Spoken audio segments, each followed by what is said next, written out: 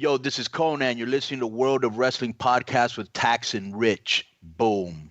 Hello, everybody. Welcome to the World of Wrestling Podcast.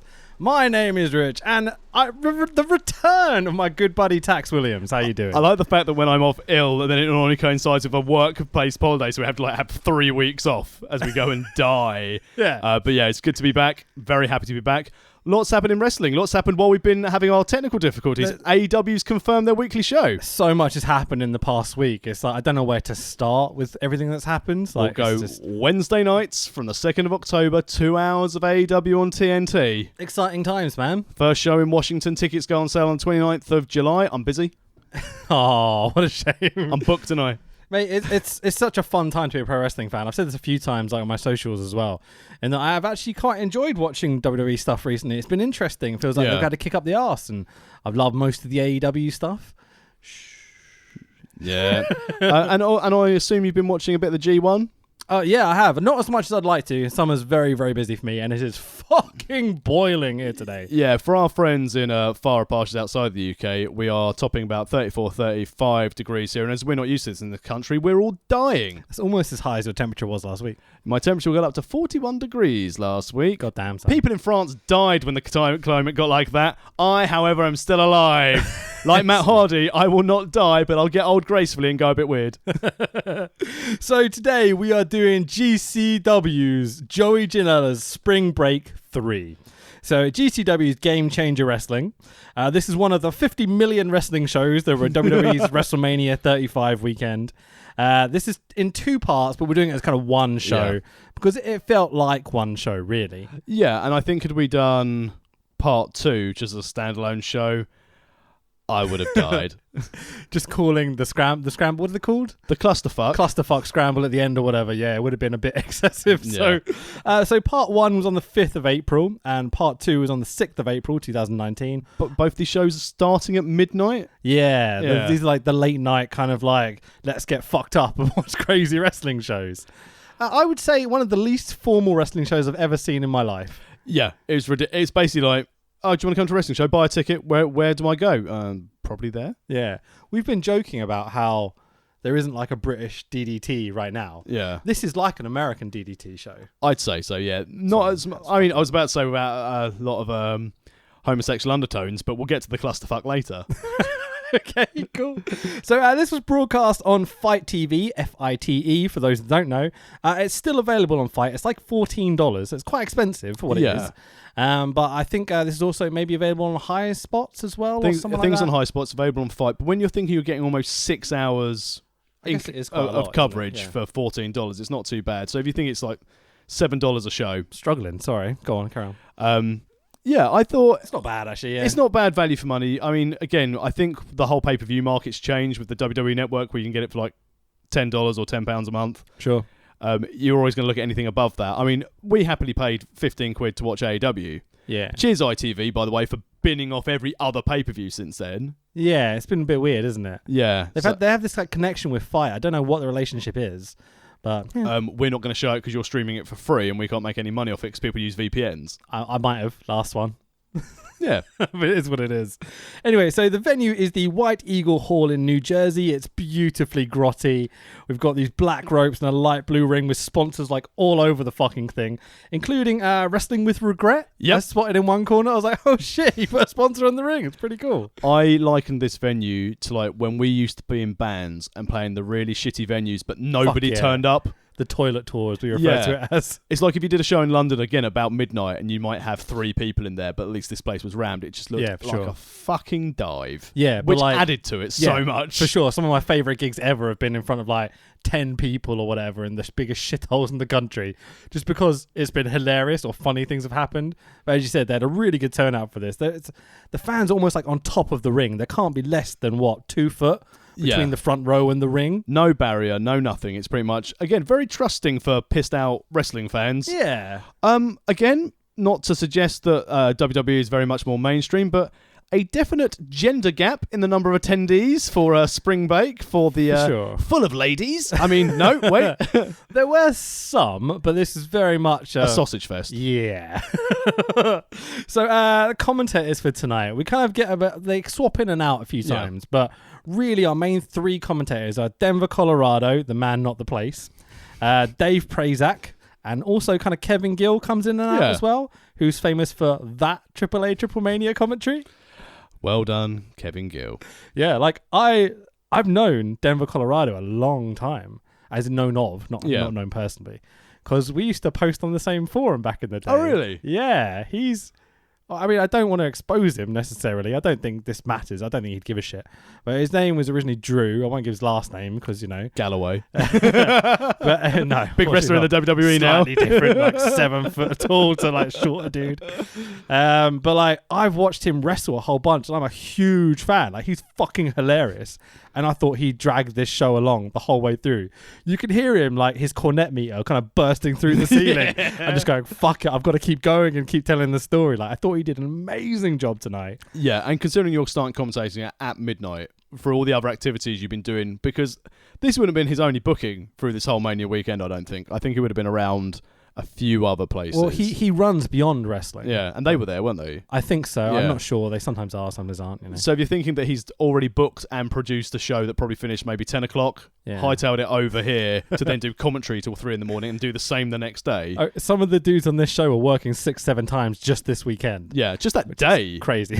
Yeah, maybe so. Because what's the one afterwards, which everyone went off to afterwards? Pancakes and Power Slams. I don't know, to be honest. Yeah. I know there was ones before it. Like, I know the New Japan ROH show ran long the second day, but we'll get to that. But I think Sammy Callahan does Pancakes and Power Slams in the morning, like a breakfast, a brunch and wrestling. Oh, I remember now, yeah. I'd be all in for Pancakes and wrestling. So you can just go like the whole weekend without sleep, it seems like. Yeah. So should we take up a Coke habit and go to WrestleMania next weekend? I'm more of a Pepsi guy.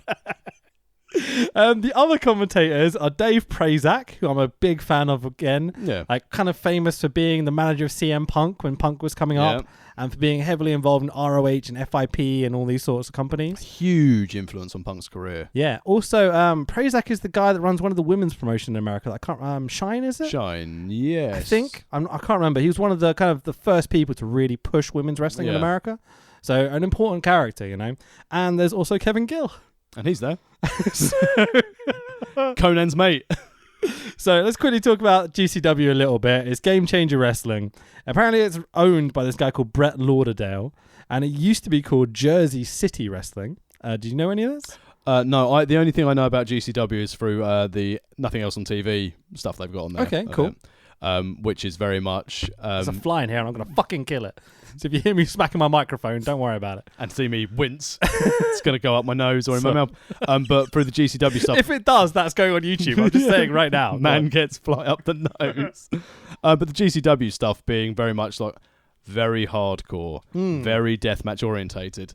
And as a man who isn't overly keen on the deathmatch style, I respect the wrestlers to hell for doing it, but it's not my sort of thing, the deathmatch stuff. You're in pro wrestling. I think you have to be nice about this sort of stuff in case you come across these people or whatever. It's fucking dumb. It's dumb as fuck. It's self-harming yourself for other people's entertainment, which is fucking stupid. Yeah, but it gets people signed. Hi, Jimmy. I love Jimmy Havoc, though. There's definitely wrestlers I like who do this style. But there are also guys that can work matches and have character and stuff. Yeah. I mean, Clint Margera is a prime example of a man who doesn't need to do deathmatch stuff. He's got a great character behind it. And same thing, I suppose, for Havoc. Yeah. He could work a style that's necessary to get the fans behind him, but he's built up a following. Yeah. A lot of these guys, like fucking Nick Cage. So who cares? Fucking Nick Cage's boy. the other guy. Oh yeah, he's in the bad seats. Yeah. Can you tell I haven't opened my notes up yet? Okay. But yeah, fucking Nick Cage is like, well... Nick fucking Cage, I think it's referred to. It's all good, like Jimmy fucking Havoc. Goddamn fly. Missed him by an inch. And I think the headphones. I was going to say, yeah. This is going to be a technical downfall based on a fucking fly. Fuck it. But again, as you said, some of these guys, deathmatch style, couldn't... I get the impression they trained... They weren't overly technically proficient, so they went into this side of things. Yeah, maybe so. Like, I can't really judge. I'm not trained. I wouldn't be able to say that about anyone. You are, so you can definitely say that stuff. But, Yeah, just forget about it. I think at this point, that fucking fly. Smash him with an iPhone X. That's how expensive I am. Just trying to smash a bloody fly with an iPhone X. All right, so the show kicks off, and we get Joanna freaking Cage, who I'm going to assume is Nick Cage's daughter, cutting this hilarious promo in her own house in her own front room. She comes around the corner with like a beanie on and like a pizza cutter in her hand, and she's got this fucking hilarious promo doing all her dad's catchphrases like the murder, death, kill, you know. And then, but she says freaking every time Nick Cage would say fucking, and rightly so. Right up until the last bit where she goes, "I'm the king of this shit." Like, yes. She can't be what, 7, 9? Like, she's young, you know. Yeah, bad parenting. This made me fucking piss myself laughing. I was totally in off of this introduction. And they obviously played it in the arena, because as soon as they cut into the arena, everyone's like, MDK, MDK, which is Nick Cage's kind of gimmick, the murder, death, kill stuff. So yeah, I don't know, what do you think? I thought this was fucking brilliant. As a parent, I would be horrified if my daughter said that, so I was not a fan. Ah, boo. So we got into the venue and we got a dude in a patterned black shirt, khaki shorts, and a Hawaiian lei introducing the show. I'm like, what the fuck is happening straight away? I was like, Mark Blake's let himself go. Or improved. So this is Rich. Hey, Mark Blake. This is Rich Palladino, I think his name is. Yeah. And he goes, "You guys ready? Let's fucking do it." And I'm like, this is for me. This is definitely for me. So the first match is the bad boy Joey Janela making his return after injury with Penelope Ford versus Marco Stunt, who's also making his return. Yeah. What did you think about this match? Like, we can run through some of the bits if you want, but we've got so much to get through. I thought it was very tentative, because you could tell both guys haven't been in the ring for a while. Obviously, they've been back training. It was very more tentative of a style from what the brief bits I've seen of Joey Janela. Marco Stunt I've not seen much of. Okay. These two are generally, you can think of Marco Stunt like Spike Dudley. Yeah. Just fucking nuts. Until later when he's like, hang on, he's got a brother who's even smaller. And a bit shitter. Yeah. Like, it's fine. But I like Joey Janela. I love listening to him talk. Yeah. His matches aren't always my cup of tea necessarily, but he's always trying something different, something weird, like innovating. And I think that has to go appreciated, you know? Yeah, and I think you can see with Joey Janela, he upped his social media game big time. He got his break because of social media and how well he used it and utilised it. And all the crazy shit he was doing that he was putting across social media and everything else, He is, you know, like when Sheamus was one of the first wrestlers to start using things like MySpace, and you get a lot of the indie boys doing that. Joey Janela was the first person, I think, of the more modern era of the late 2010s, the late 10s, if you will, to actually utilise social media to get yourself bookings and get yourself over in a consistent way. Yeah, I'd agree with that. Because you see a lot of people using their social media, they pretend to be in character and they just chatting to their mates, pretend to be in character, chatting to their mates. Joey Janela is all in, 100%. He's in character. And also tries to have a fight with Enzo Amore at a Blink-182 concert. So I will always have much respect for Joey Janela. That was just like the weirdest story. Like, you saw bits and bobs coming out about the Enzo and Joey Janela thing, and that video is just terrible. It's two guys like stancing off against each other. There's no punches thrown or anything. It's like bullshit. But then you hear, did you see what Joey said, what actually happened? Yeah. Like, he went up to him and went, "Hi, I'm Joey Janela. Do you want to fight?" It's like, what the fuck? There must have been some sort of heat on the internet beforehand. I think there's been beef because there was Janela saying that he'd train MMA to take on Enzo or something like that. Okay. Either way. I know I'm back in that fight, but you know, it's what it is. Enzo's a cunt. Yeah, for sure. So there is a Marco Stunt video package here about his return and stuff, and it's meant to be this epic video, but it's very amateur. It didn't really get across what was meant to happen, but like, you understood, I think. School project. Yeah, is like, how very studenty. Yeah, for sure. I mean, it's not terrible. I guess it suits what this show is. You know, yeah. It's raw, it's punk rock, whatever. And then Marco comes out to Pat Benatar's "We Belong to the Light, we belong to the thunder." And I'm like, copyright does not exist in New Jersey. Yeah, they've basically taken their AAA because Kevin Gill's there. So he's like, "Oh yeah, we can use this. It's fine." Yeah, it's just crazy. Like, they do not give a fuck about copyright or anything on this show. Yeah. So I mean, quickly run through some of the stuff that happened in this match. Both lads kind of sell their knees, like not being 100% going into the first opening spots, which I think was quite clever, tells the story of it. If only they'd carried on working that through the entire match. Yeah, for sure. Like, My it goes knee away hurts. after My a minute knee or hurts two. as well. Or, well, no, let's.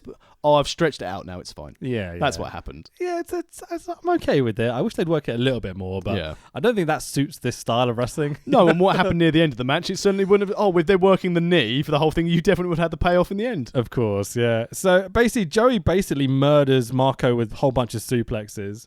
There's a whole bunch of cool shit. They do the Spike Dudley crowd surfing spot, and both guys end up in the crowd kind of Fighting chopping and each chopping. other. Yeah, it's so good. You can feel that what they hoped was going to happen, they'd actually get crowd surfed around as they were doing it, but the fans just kind of held them. I was like, it just needs one person to be like, and move them across. It would have been so fucking good. But again, crowd surfing around as they're fighting. Slightly intoxicated wrestling fans goes, they're hitting each other, hold them up. I don't think anyone kind of was very aware at this point. Yeah. You know, there's some interesting people in the crowd. So Marco makes out with Penelope at one point, and Prazak on commentary has his first moment of the night where he goes, "Dangerous!" And I'm like, this is fucking amazing. So we get a top rope Hurricane Rana to the hardest part of the ring. Oh, this is Marco Stunt doing it to Joey Janela, and Jesus Christ. It works out okay, but Marco busts his eyebrow open. Yeah. I wondered whether he bladed his eyebrow, but I don't think he landed very badly. I think it was hard way. Yeah. I tried to pause it as I was watching it through, and I think he did the Rana, so he kind of comes off. Yeah. And then his head hit the apron there. You can tell sometimes when people are definitely hard-weighed based on the pattern of blood. Yeah. Because if you've bladed, there's a definitive, oh, he's starting to work it down, it's bleeding down. Whereas if you've seen a lot of the stuff that you've seen, they hard-weigh, it's a case of... Yeah, for sure, yeah. I wondered whether they were trying new stuff, because I listened to an interview with Ricky Shane Page where he was talking about blading his arms in matches and stuff, and I'm like, fucking hell, son, can we not do that? We should not be doing that in 2019. Just blading in general, I'm just not a fan of at all. Like, you look at that Cody Rhodes Dustin Runnels match, and it made Dustin Rhodes, I guess I should say, it made for a gross out moment. You know, but it doesn't. I don't know. I just don't think it's needed. I don't think the match would have been any worse without the blood. Yeah, I'd agree with that. I don't think the story would have been diminished by it. You wouldn't have got the reactions. People going like, "Oh," and stuff. No, but they would still be into the brother versus brother, and they'd still be going, "How much do they pay for that shit throne?" Oh yeah, that's true. So anyway, we get a top rope Fireman's Michinoku Driver by Joey Janela. Always 3. And it should be 3. But Marco kicks out. My first thing I wrote down in this match after the crowd segment, when he did that, I was like, always 3? Of course it fucking isn't. Yeah. It's the indies. Top rope Michinokus. Come on, son. Always 10. So Joey protests. Marco rolls up Janela for the 1, 2, 3, and your winner of the opening match, getting a victory over the man the show is named after, is Marco Stunt. Good rub. Yeah, for sure. This is definitely Joey putting guys over this weekend. It's what he always used it for. As we see on part 2, Joey Janela opens the show because he's got to either produce it or does this. Do you know how late it is? Now we know all these guys like Jungle Boy, Marco Stunt, Joey Janela because of AEW and such. I didn't know these guys at all before then. No. So watching this at this time, these would have been new guys that Joey Janela's making. Yeah. That's kind of cool, man. Well, you get it again throughout the rest of this card. There are some more people we'll get to who are on the card. I mean, for example, when you look at Dustin Thomas, he wouldn't have been AEW if it wasn't for Joey Janela. Yeah, for sure. Yeah, I can see that. So, so after the match, Joey grabs Marco by the head and kisses him. Then Marco apologizes to Penelope for kissing her during the match, which I kind of skipped over. What a gentleman. I thought it was quite funny. Penelope Cruz, Jesus Christ, she looks amazing in this show. Interesting, because obviously they signed Penelope and Joey Janela as a duo for AEW, and then they broke up. Yeah, that seems to be the case. Yeah. And Penelope hasn't really had a come out moment in AEW, has she? Really? Not really. They seem to still be working together, even though they're broken up, which is kind of cool. Yeah, because I think it helps both their characters to have it. It certainly, in a not selfish way at the moment, it definitely is more beneficial for Penelope Cruz to stay with Joey Janela to get her character over and a chance to expose sort of her skills and in ring. I'm trying to think if I've seen her in like a singles match or even a tag match where it's not with Joey or someone like that. I don't think I have. I've never seen her in like a one-on-one match with anyone. So I don't know how much of a worker she is, but she can definitely do like ranas and head scissors and suplex stuff, do that stuff, So she can definitely work a bit.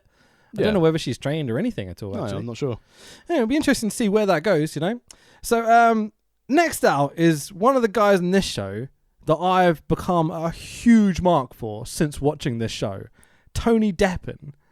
This guy? What a cunt. I had not seen anything from him before this show. He has not left my timeline. He's everywhere at the moment. Like, I don't know if you're finding this. He certainly... It's one of those things, sometimes like you hear someone say a word and then you just hear it all the time. Yeah. After seeing him wrestle and watching this, for the last few weeks, he said it's a case of, it's Tony Deppen. He's in Battle of Los Angeles. Yeah. He seems to be floating around like the Northeast Indies as well. If he doesn't get signed up quickly, like someone's going to miss out. Get him. Someone's really going to miss out. Like, this guy is fucking brilliant. But on the subject of signing, before we move on to this is something that has been irking me for the last few weeks. Go on. The number of people who are going, AEW should sign him, AEW should sign him, AEW should sign him. If they fucking sign everyone, no one will get any TV time, and then all you'll do is, they don't know how to use him. Yeah, They don't know how to use him. Just let them do what they're doing. Fuck's sake. They seem fairly comfortable with the roster they've got right now. I think one or two massive names would definitely benefit publicity-wise and everything. Do you think Punk on the 2nd of October now? I can't see, apart from his personal, he has problems with the wrestling industry in general. I can't see a single reason why he shouldn't. Yeah. It's just his personal, is he too like, I've got money, I don't need money, don't want to hurt my body anymore, I don't want anything to do with wrestling, because he might be at that point and we might never ever see him again. But I wonder with Punk, because obviously he will never go back to WWE. No. I know everyone says, I'll never say never. No. 100% no chance. Unless they offer him like $5 million for like 20 minutes work. Brock's contract. Yeah. Yeah. He might for that. But if you consider who's next in line being Paul Levesque, who does not like him, it's all very good for business, but nothing WWE could bring back at the moment would move the needle. So it wouldn't be value for money. Punk would. Punk could move the needle. Punk could move the needle for his return. Yeah. And maybe the few weeks after. The long-term investment would be... But for AEW, it would move the needle. And considering they're saying that ideally they're looking for 800,000 viewers an episode for AEW to start with. Okay. Considering like the average rating on TNT gets like 1.3 million for their top rated shows on TNT. Yeah. So they're looking between 500,000 to 800,000 to start with for views. What kind of numbers do Raw and SmackDown do? This week, because they had the Raw reunion, they did just over 3 million.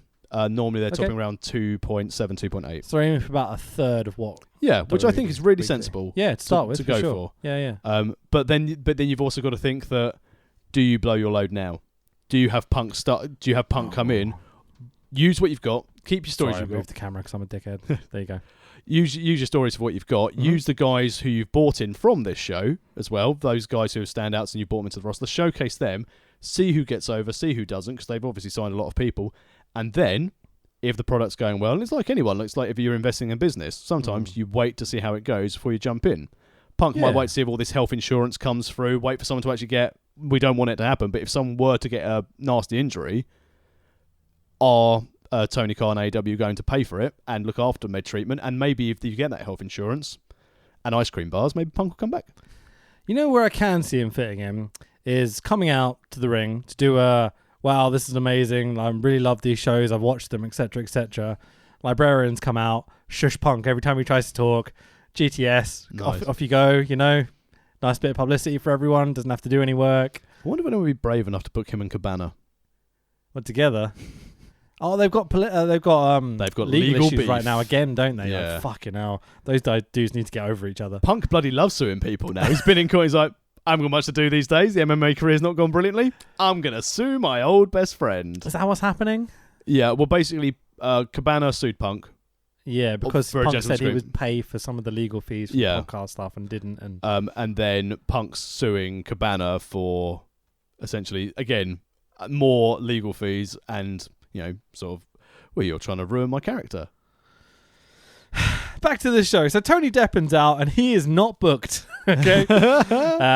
Copyright doesn't exist in New Jersey because Deppen comes out to We Built This City and Rock and Roll by, what are they called? Wow. That band. So Deppen gets a face pop as he comes out, but his pre-match promo is so fucking good. He is full heel as soon as he starts talking. Yeah.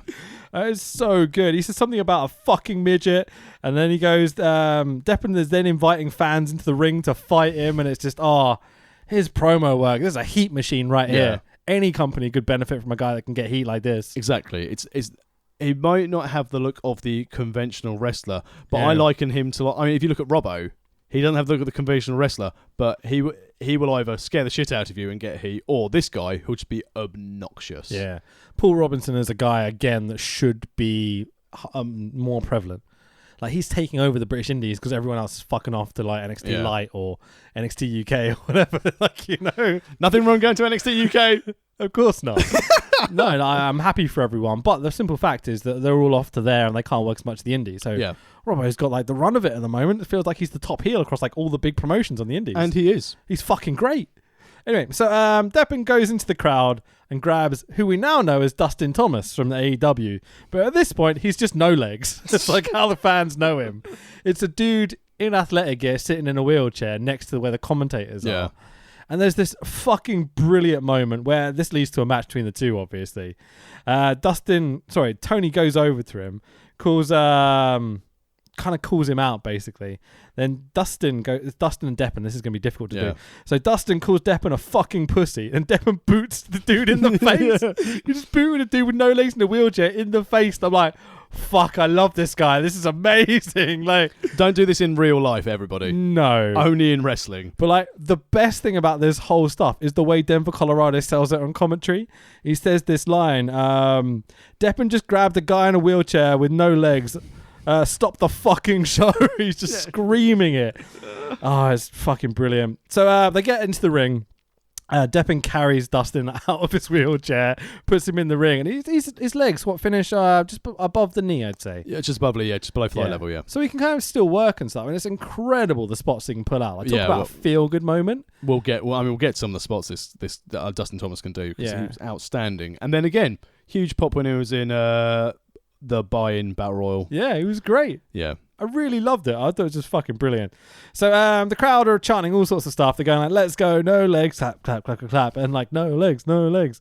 They even do a Lieutenant Dan chant at one point. I was like, that's maybe taking it too far, but like, but based on the crowd you've got, what do you expect? Yeah, exactly. I think everyone's up for it's like a stand-up comedy show. Yeah. You expect to hear fucked up shit, but it's all in good nature, you know? So Dustin makes a sweet comeback, scoring a 619 with no fucking legs. Booyaka. Jesus Christ. I've written a note here that says, fuck, I'm so lazy. Just watching this going, what this dude's achieving, you know? Episode 50. Yeah. It's going to be a good one. I'm looking forward to it. So anyway, hang on a tick. It's Kevin Gill commentating, which I didn't realise. And you start to realise, he's just not as good as the other guys. Like, something about his tone of his voice, his phrasing. I'm not quite sure what it is. He's too busy looking for Murder Clown. That's all it is. His mate. Man, trying to recognise which one's which, almost. He's such a clown racist. Kevin Gill #clown racist. But he's a juggalo as well, so. Yeah, not any longer. Somewhere. Not any longer. Out. Fucking who cares? So the crowd. Yes. The crowd are on fire as Dustin does a top rope. This is the 450. He does a. Oh wait, hang on. He does a tope from the top turnbuckle to the outside again with no fucking legs. Dustin springboards from the hardest part of the ring off of the bottom rope and hits a motherfucking 450 over the top. Holy shit! This is impressive. Outstanding. Out-flipping standing. Yeah. He then does a top rope splash, with no fucking legs. Then Deppen hits a sliding knee for the 1, 2, 3, and your winner is Tony Deppen. I'm like, what a heel. Tony Deppen is a heel when he went to hook the leg and go, oh. That was brilliant. He's such a cunt. I love him so much. I just want to see him on a British indie show as soon as possible. Yeah, but the thing is, though, I think he's the sort of heel that we'd enjoy too much. Yeah, maybe. Like, there is points when he just gets really twattish. Yeah. But then, again, he has the entertainment value, which I think heels need, man. And he's a heel who would never be hurt by being beaten. Yeah, for sure. You could beat him weekly. All day long. I would love to see him go completely unbeaten and run to a title somewhere. Yeah. Because I think he's that good on the mic that you can bring anyone up with him, I think so. Anyway, we'll see what he's like personality-wise, whether he's selfish or whatever, like putting people over, Yeah. But we'll see. Flies. Dustin Thomas. Yeah. Fantastic story, fantastic athlete. Fuck you, Jim Cornette. Go on. Phenomenal things that he can do in the ring. Realistically, yeah, as again harsh as this sounds, do you think he has any longevity as a storyline or as a character in the business? Because do you think that every promotion would probably go for he's the underdog angle, or do you think they'd give him any other compelling stories if he were signed to a full-time promotion? He needs to work out some more ways of doing other spots and such. But what he can do is fucking mind-blowing. I think as a showpiece for a show to come on, like I think he can work across indies, like all across America, happily and make a decent living. He is limited, obviously. Yeah, why not? It's not a real fucking sport. Yeah. I find him really entertaining. Excuse me, sorry. Fizzy water just fucking threw up in my mouth. I didn't really, but yeah. It's just, I find him so entertaining. The crowd loved him here. The crowd loved him at the AEW show. Yeah. I don't see why not. I think working on indies, he is definitely where he could make a decent living out of it because of the reactions that he'll get. Yeah. I would worry how he'd be booked if he was signed for episodic TV. Yeah, for sure. You put him in a stable. Being like a character in tag matches and stuff. And yeah, but it would be a face stable, which, as we know, sometimes face stables aren't overly exciting. The Jungle Boy Marco Stunt Luchasaurus, he'd fit in that Rat Pack. That'd be really fun. Rat Pack sums that up very well. I love that group, by the way. Luchasaurus is going to be a fucking huge star. I'm sure we said this in the previous spot. I had no idea he was the guy who outed Bill DeMott. Oh, was he? In NXT. Wow, okay, cool. So he's a decent human being as well. Okay, they love him more and more every day. But yeah, this match, the commentators put over the wrestling is for everyone. Incredible, fuck the cornet meter is just what I put here. Yeah. Just really enjoyed it. Good, as you said, feel-good moment. Yeah, for sure. They're perfect for this show. Yeah. Absolutely perfect. So, Bryce gets in the ring, and I'm like, yes, any show with Bryce on is better. Bryce Remsburg, my favorite referee in pro wrestling. Yeah, I absolutely adore the man. Like, he has a shining moment on this show, but just when he gets in the ring, he has a little Statue of Liberty thing that he brings, like a little torch, and it's just like, I don't know, just love him. He's perfect. Referee who can get himself over but not make it all about him. Yeah, loved it. Incredible. And was, as we'll get to, was given his opportunity to shine later in the show. For sure. So there's one bit I have to complain about where the commentators are swapping over and they're rattling the mics around, they're talking and stuff, and you can hear them the whole way through. But there's a couple of moments I was just like, oh, for fuck's sake, Kevin Gill, get off commentary, But I think that's the general thing. If you had a third and they were interchanging and it wasn't as annoying as Kevin Gill, you would be like, oh, this is very DIY. Yeah. But it's Kevin Gill. You'd be like, fucking shut up, Kevin Gill. But you get this thing going on with their mic rattling. Yeah. You get that for like 5 minutes. Enjoy that. Please stop it. Enjoy that, listeners. Yeah, exactly. Well, it's a nice demonstration. So next up, we've got scramble match of a kid, or a kid as I always call him. Yeah, a kid. It sounds like a Pakistani name or something, like a kid, Yeah, could be. Anyway, so Australian Suicide, which is the worst wrestling name I've ever heard in my life. Because Suicide was already taken by TNA, so he can. And the ironic thing is probably like from Croydon. Yeah, probably. There versus Jake Atlas versus Shane Mercer. Oh my God, he's fucking he's got a future. Big time. Versus Slim J, who doesn't have a future. And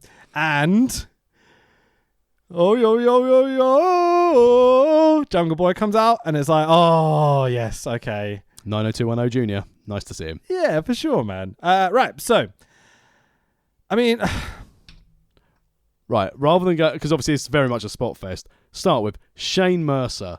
Jesus Christ, it's the first time I've seen this guy. Yeah. Had he been around in the late 90s, WWE would have signed him and just pushed him. Yeah. Because it's like when Crimson was running through TNA. Weird comparison. I think this guy's much better than Crimson. No, but I'm just saying, big dude, big power moves. Yeah. Looks like he would be able to destroy you. I wrote like a slightly smaller Ginger Brock Lesnar. Yeah, absolutely. Like, he looks super roidy, let's put it out there. He would fail a wellness test. Yeah, for sure. He needs to stay on the indies. Yeah, maybe so. But he's definitely the guy they're putting over here, apart from Jungle Boy, who obviously is a new, already over anyway, plucky underdog. They've got a monster and a young, scrawny-looking dude that like, we know what's going to happen here, and the other guys kind of fill in the gaps almost. This was also the show I think they had shots of Matt Perry up in the crowd watching his boy. Oh, was he there? Yeah. Didn't know that. Okay, I missed that completely. Which is awesome. Cool. I know it's Jungle Boy's his son or whatever. Yeah. So there's what am I going to say? So there's a bit where the commentators are talking on the mics, like when they're not got the mics up to their mouth, but you can still hear what they're saying. And they have no idea who anyone is in this match. Other than Jungle Boy, I was in the same boat. It's kind of funny. But like, we're not commentating this match live. You would have thought they'd want to know who the wrestlers were in the match before going out there. But again, this show, it's like, it just sums up what it... That's why I'm doing so much research for OWE UK, because I don't want to be that guy. Yeah, for sure, man. Like, so many names to remember as well. Who are these Kings of the North? For the record, Kings of the North are flipping outstanding. I can't wait to see them in the OWE UK Tag Team Title Tournament. To get your tickets now! For sure. So there's my contractually obligated pug. I'm pretty pug. Yep. My dog gets it if I don't plug the tickets. There is a thing where Kevin Gill's on commentary here, and he's introducing himself to Dave Prazak because he doesn't know who Dave Prazak is. I'm like, dude, you're a big part of professional wrestling and the indies and stuff. Like, you've been on that AAA show, you're on this show, I've seen you for GCW. And I like the fact you don't you know said, who Dave Prazak is. I like the fact you said, you've been on that AAA show once. Well, there is that. Like, that's embarrassing, man. Like, and to leave that on, like, no one edited it out either. I guess it was live, so you can't. Yeah. Fucking idiots. Anyway, blah blah blah blah blah blah blah blah. Let's get to the finish, shall we? Spot. So Mercer's doing Undertaker's old school Death Valley driver move, and I'm like, what the fuck? That was a spot and a half. Killed him. Like walking along the ropes and then doing a DVD. Like, yeah. Jesus Christ. So I put Mercer as like the heavyweight linchpin holding this spot monkey scramble together. Finish comes when Jungle Boy and a kid do crazy reversals ending in a submission, like a cat mutilation and octopus stretch. Yeah. Really fucking cool. That's a really innovative. Sweet spot. Looked Jungle really Boy. good. Yeah. Really good. I would love to see him use this again, but he's a small lad in a world of big lads for AEW. Yeah. Not sure this should be his finish. He needs like a big top rope splash. But then you've you've got the argument of he can hit it on absolutely anyone. Yeah, he can't hit this on absolutely anyone because he can't lift them up. Yeah, well... Imagine him trying to lift up, like, I don't know, who's the biggest guy for AEW? There's not many big guys thinking about it. Nick Jackson? Well, no, that's what they whatever. said. If you think about it, the biggest boy they've got is Luchasaurus. Yeah, and he's not going to put it on him, hopefully. That tag team should never turn on each other. They're way too lovely. So Jungle Boy wins the match. It's a really fun, short, lightning match, kind of typical Lucha style, but with like American high spots. Expected it to be shit, but I actually really enjoyed it. Yeah. Mercer and Jungle Boy are outstanding. A-Kid should be selling a bit more because he immediately after the match he gets up and's shaking hands and clapping and everything. There was a lot of handshaking, even other than for the whole flipping weekend. Just off a scramble match, which should be a nothing match really on the show, that all of them line up and lift their hands, and my cornet meter is going dup, dup, dup, dup, dup, dup, dup, dup, like peaking. I'm like, oh. Had Mercer obliterated everyone after doing that, then I would case of, okay, there's a purpose. Yeah, for sure. Anyway, let's move on. So GCW heavyweight title match of Nick fucking Gage, who's our current champion. You mean Johnny Cage from Mortal Kombat? Knock off your head. Against, I'm terrible with the first name, Shinjiro Otani. So kind of legend from 0-1 in Japan. I'm a bit of an Otani mark. He's got some really cool spots, but this is fucking terrible, the match. The best bit about it is the entrances. Yeah, that it went downhill after the entrances for me. I said I know a little bit of Otani. Yeah, and you can a lot of respect here from the crowd. Yeah, you can tell how popular and how well respected he is. And Nick Gage. You're not a fan, are you? Not really. Not my type of wrestler. So, how much do you know about Nick Gage's past? I'm assuming you're about to tell me he was an offensive lineman for Tier 1 Estate. Tier 1 Estate. So he was CZW guy. Yep. For a long time, like hardcore wrestling, all that sort of shit. Wait, he does hardcore wrestling? Yeah. He went to prison for a while. I'm not sure quite why. I did know. I think it was assault or drugs or something. But it wasn't like a long stint. It was just a couple of years. I thought you were about to say, it wasn't a bad crime. Well, are drugs truly a bad crime? If it's against the law, it's a bad crime. That's what the big boss man would tell you. And the Mountie would tell you if he wasn't a naughty boy himself. So, yeah, blah, blah, blah, blah, blah. Nick Gage basically has come back and has come on this really kind of a redemption story. And he refused to go back to CZW. Like, there's a lot of hate for CZW on this show, particularly. GCW seemed to be like we do the same thing, but we do it much better, like, and we hate you sort of thing to CZW, which I don't know where that's really come from. I haven't really followed this. Where we need Nick from last week to come over because he kind of follows the hardcore stuff. Wasn't there something early this year? There was a CZW, GCW brawl at a show. I love that you said Z. I'm English. It's fucking great. I'm English. Sorry, go on. A brawl. Wasn't there a brawl between CCW and GCW at a show? I don't know. There might have been. I thought there was something that might explain a lot of the heat. Genuinely kicked off. Right, okay. That makes sense. But yeah, anyway. So Nick Gage is on this redemption story, and basically he's like the big, scary, hardcore dude in these things that's kind of loved by the fans. There's a classic stage. I'm pretty sure it was Nick Gage and CM Punk sitting backstage at a thing of a CZW show. And Punk talks about how Nick Gage comes up to him and goes like, well, I work like a heel, but I'm the face. They're like, well, that pretty much sums him up. Yeah, definitely. It's like, I don't know how you meant to tell stories with this, and I'd never seen a Nick Gage match that made any sense to me. It's deathmatch wrestling. Well, yeah, it's not always deathmatch though. He does just like strong style stuff as well, and like it's So Nick Gage basically walks into a mosh pit, making his entrance. It's fucking great. The entrance is really cool. Yeah, they do the whole MDK all fucking day, and like everyone joins in. Nick Gage gets the Nick fucking Gage intro treatment, like Jimmy fucking Havoc, etc., etc. Have you ever seen the bit where Jimmy was in Japan and the commentator asked to write down how to say Jimmy's name? So he wrote Jimmy fucking Havoc. So the guy says it's fucking hilarious. So Gage turns to the camera and goes, "I'm over as a motherfucker." Like, yes. Okay, I'm in. This is great. I'm definitely going to say that if I ever get over again. I'm over, kids. The idea of just walking around and saying that to the camera is so fucking obnoxious to me, but it made me pop. I'm going to be honest. I laughed. So the fans pop some confetti tubes, and this is not the last time they do it, but this is the first time they do it. Flipping gimmick-stealing bastards. It's funny and entertaining and such, but like it fills the ring with confetti. Which is shit, man. Like yours is like a poof or whatever. I made These sure like 3 hand cannons going off, and it's like a bit much. But a valuable lesson, ladies and gentlemen: don't throw glitter in a wrestling ring. Glitter? Well, because I threw glitter from my bum bag at Willpower. I remember, vividly. I fucking fell off my chair laughing. It was so good. And apparently, like 5 or 6 wrestlers were out the back after being eliminated in the Rumble, and I think SJ Randall was like, "Where did all this glitter come from?" And about 6 wrestlers at the same time went, "Fucking tax."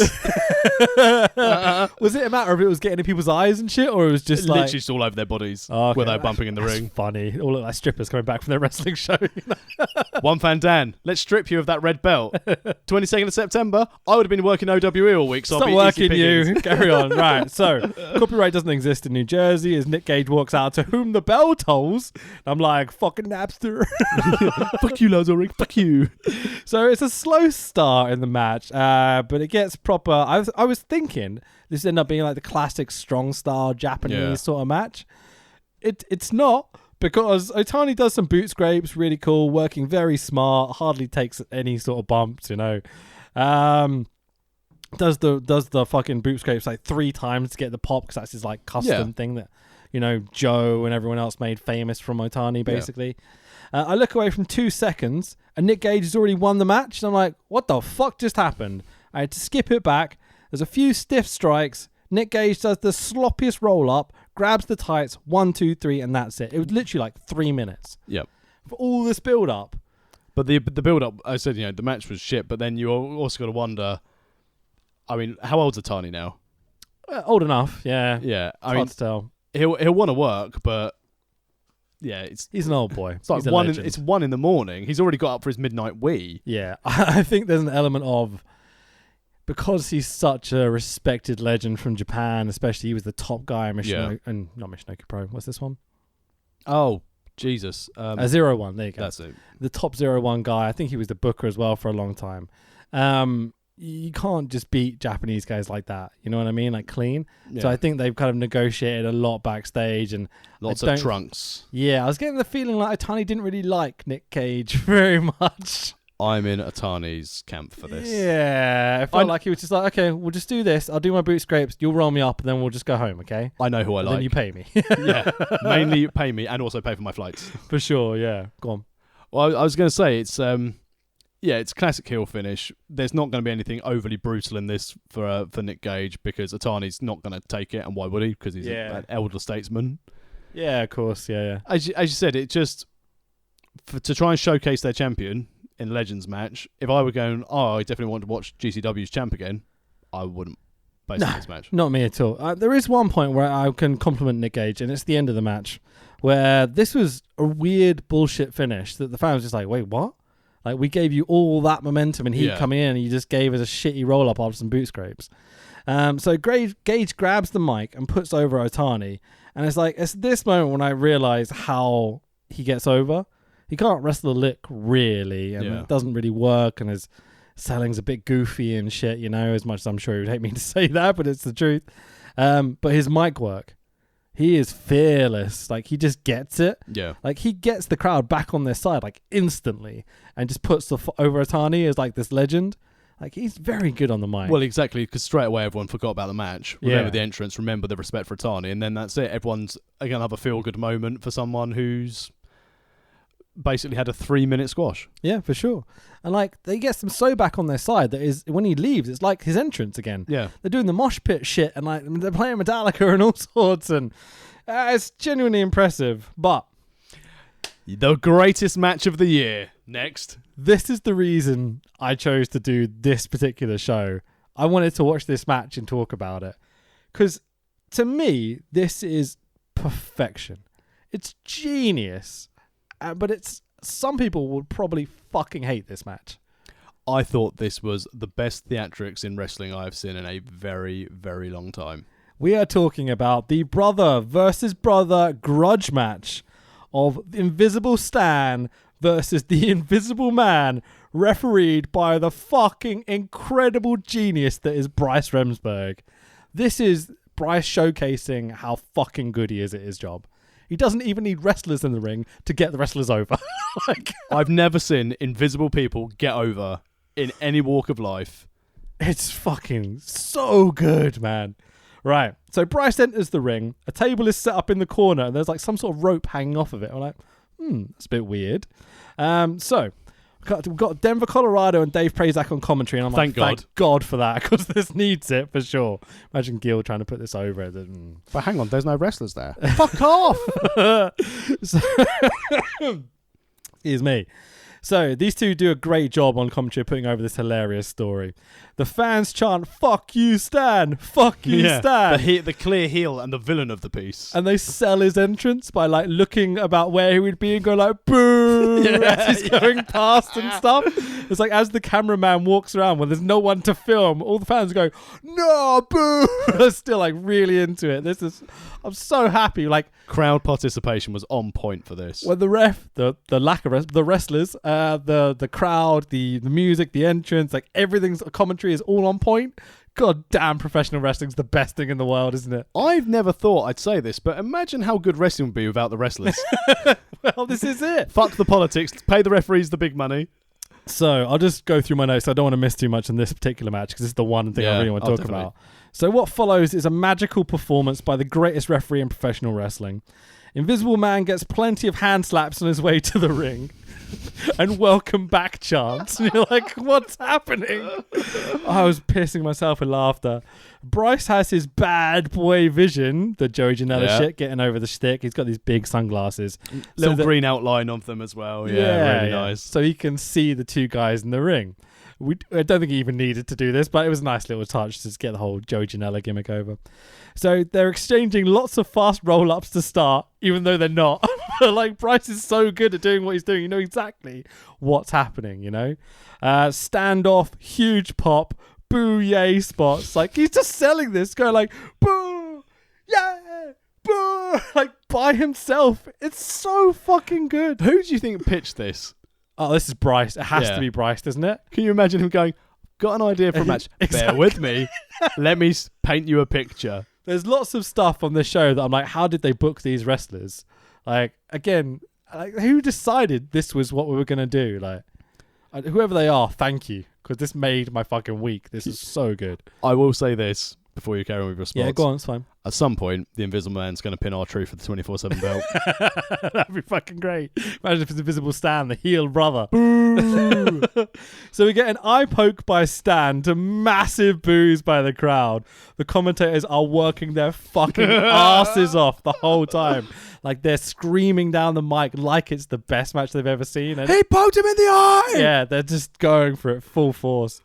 Necro Butcher, they do the Necro Butcher spot where they have the two chairs and they're supposed to sit down and they just punch each other for ages as well. And you're like, this fucking match. So Invisible Man is busted open. This is so good when he got the gloves out. I know. So Bryce gets the gloves on like WWE referees have to nowadays. Oh, so funny, man. Like the laughter when he starts to whip out the gloves. It's like, oh, we better clean that up. It's fucking great.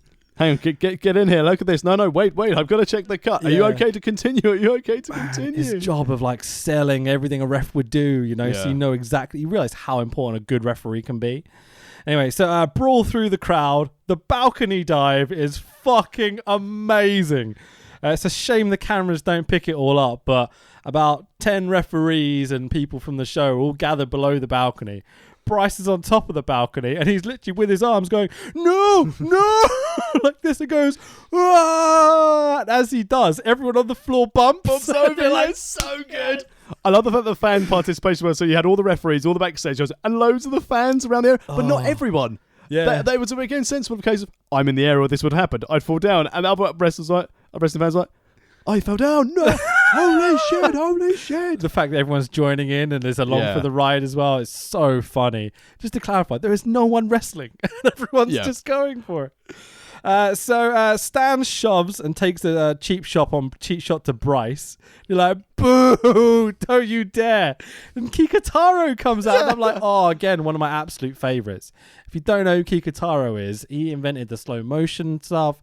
He invented like 90% of the comedy spots you see in pro wrestling nowadays. I can highly recommend anything with like him and Colt Cabana or anything with Kikutaro in DDT. Like, just go to YouTube and like watch some because he's fucking hilarious. But he's not so great here, unfortunately, because he doesn't. I don't think he wants to take Bryce's shine away. Almost.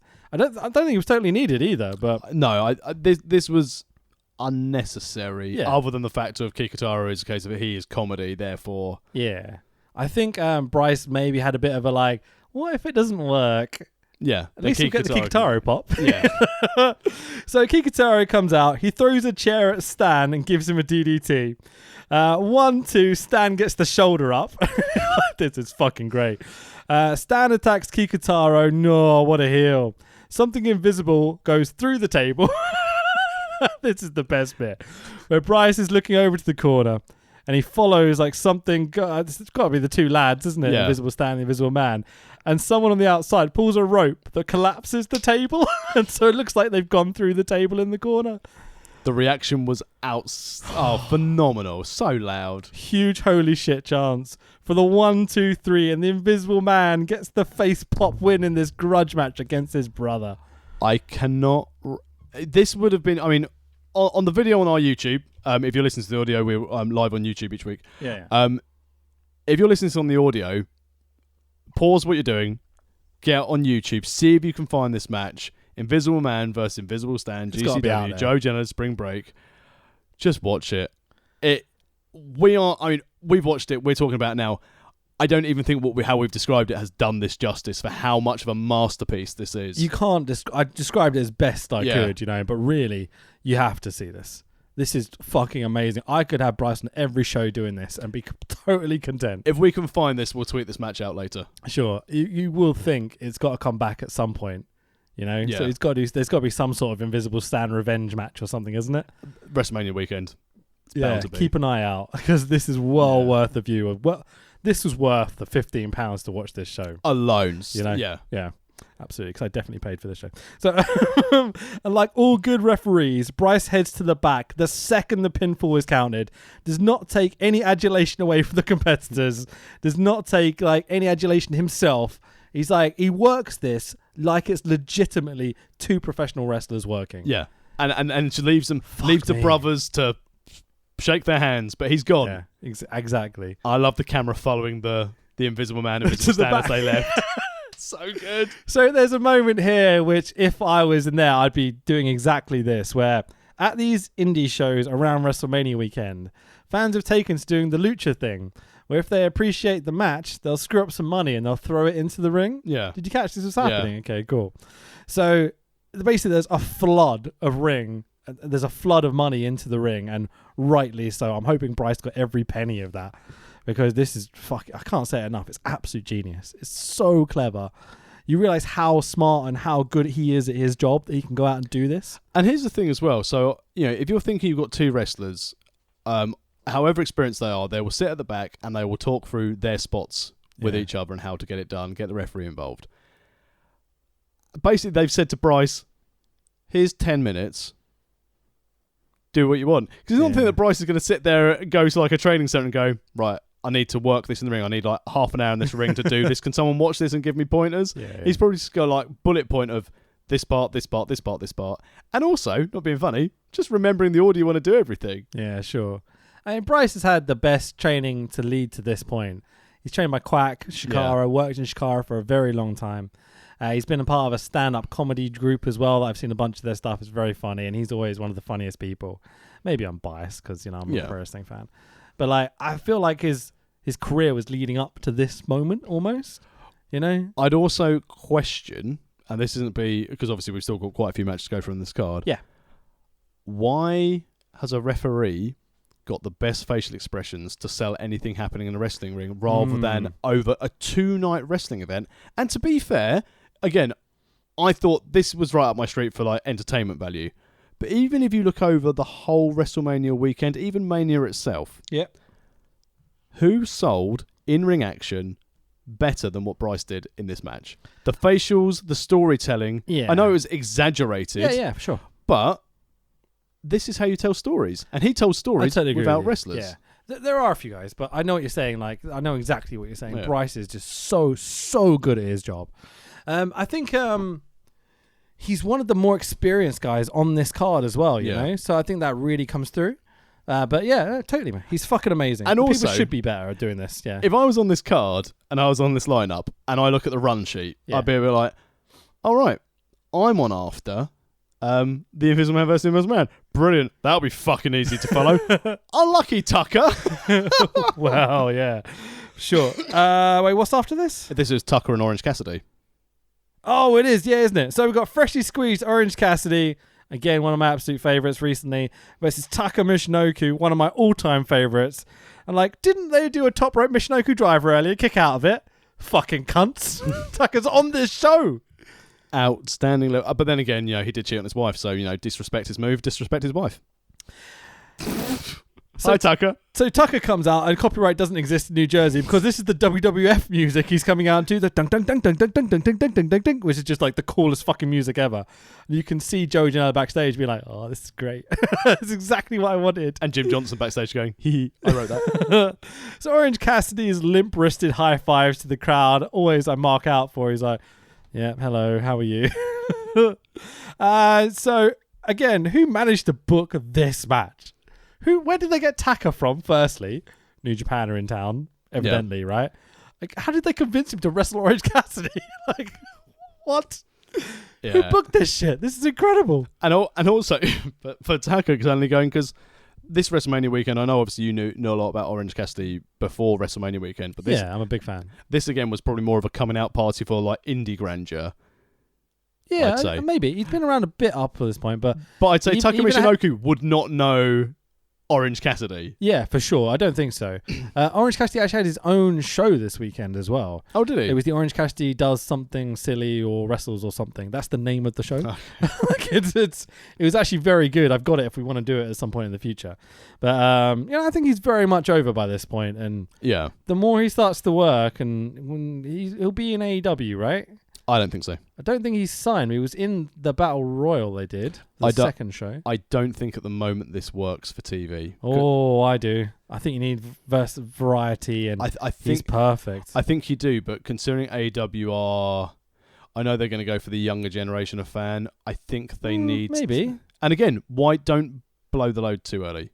Give it another 12 to 18 months, and then get the new characters in, because you get them all in at once. If I'm running a wrestling promotion, I want Orange Cassidy in my roster. Every week, as much as possible. Well, when we do UK DDT, we'll get his contact details and then wince at the booking fee.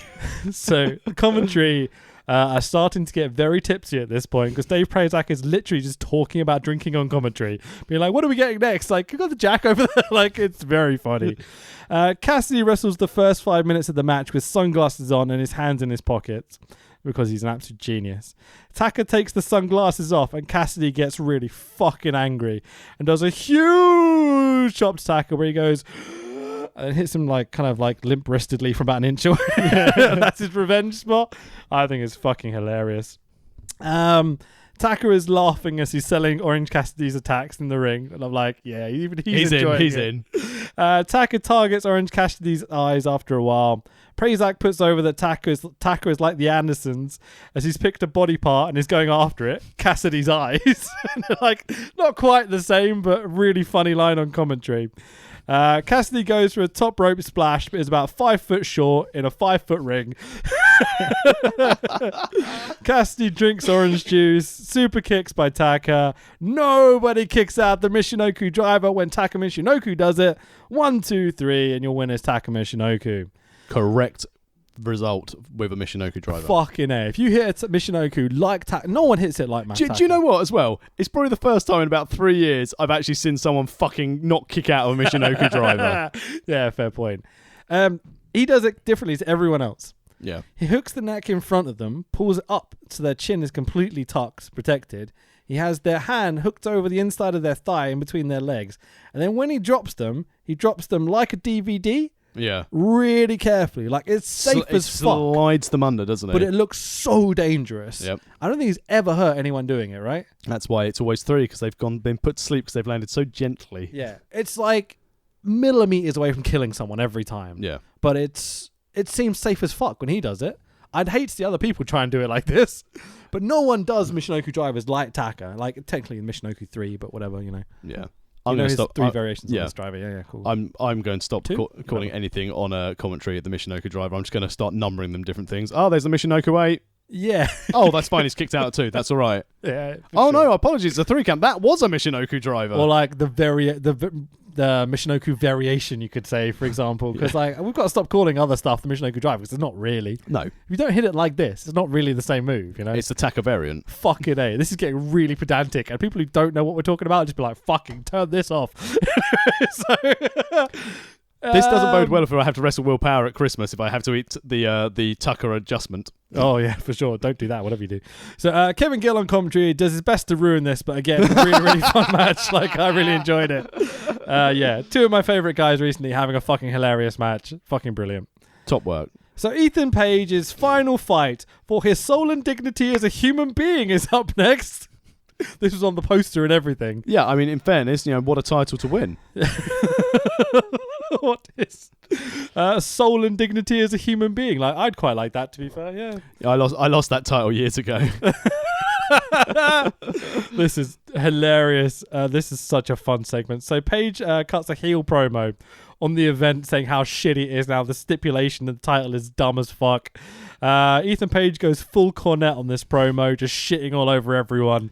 The mystery opponent, not coming from the entranceway, but coming from the other side of the arena, like venue, I guess we call it. It's Starman. Ah, Starman. He's was trained by Los Conquistadors. So we get a match of Ethan Page versus Starman, right? It's the NES Pro Wrestling game. Yep. I'm assuming this is maybe not in your repertoire. No, but when I did my research onto this, I did write down it's the Nintendo Entertainment System, the NES.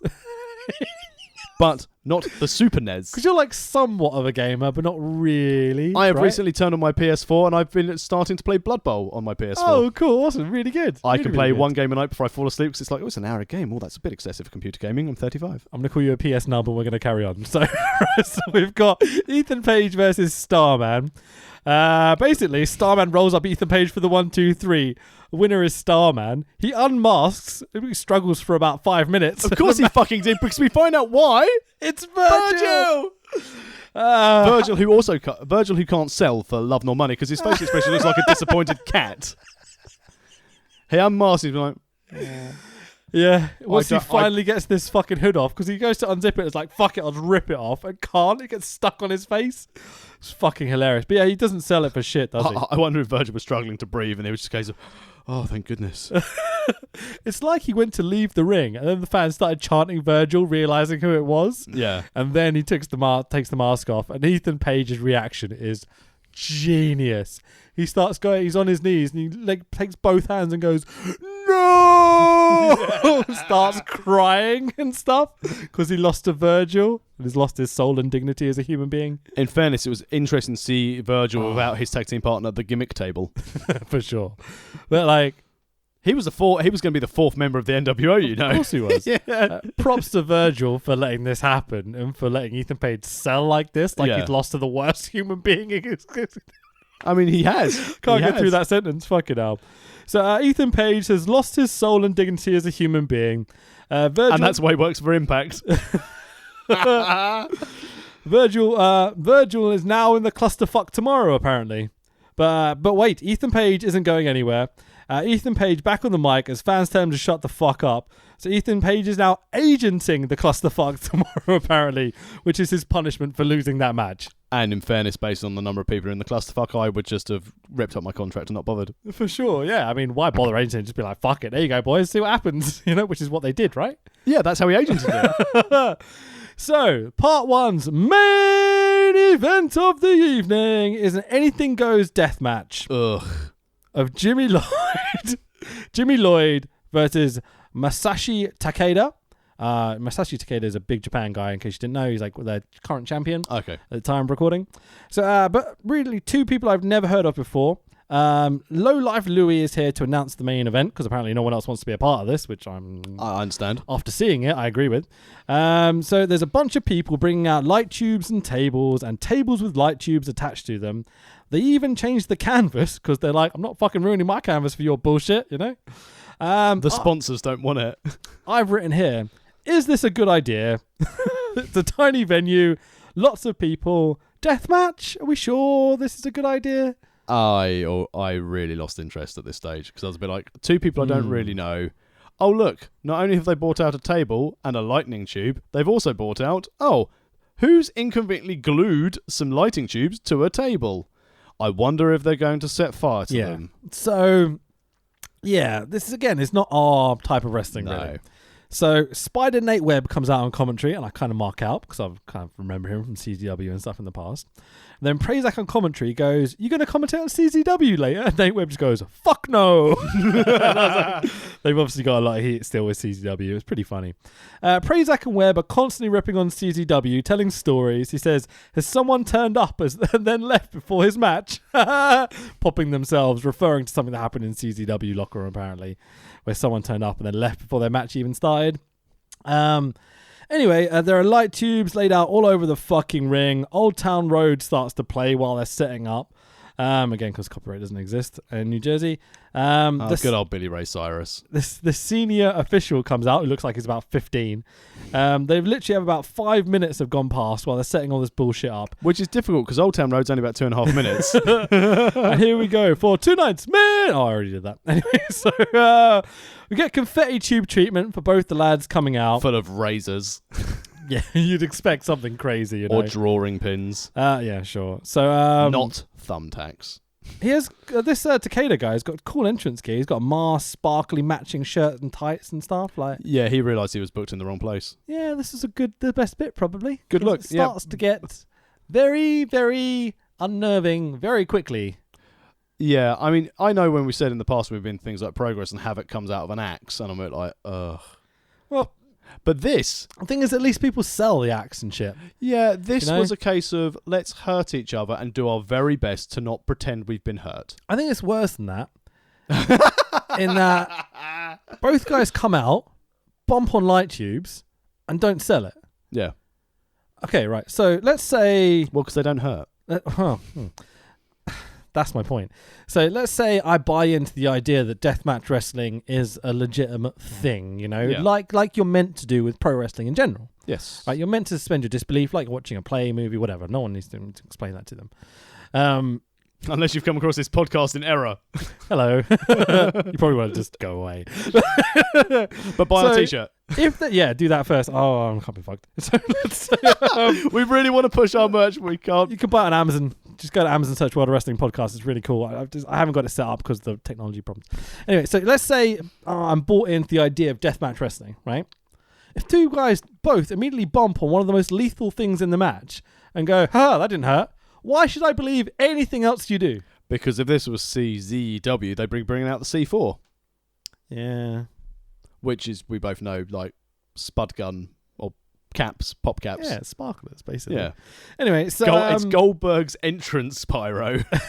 That's what CZW bump on. So CZW, let's go through this. Really? Violent, arm drag, violent shit, violent pin. There's bits I want to talk about.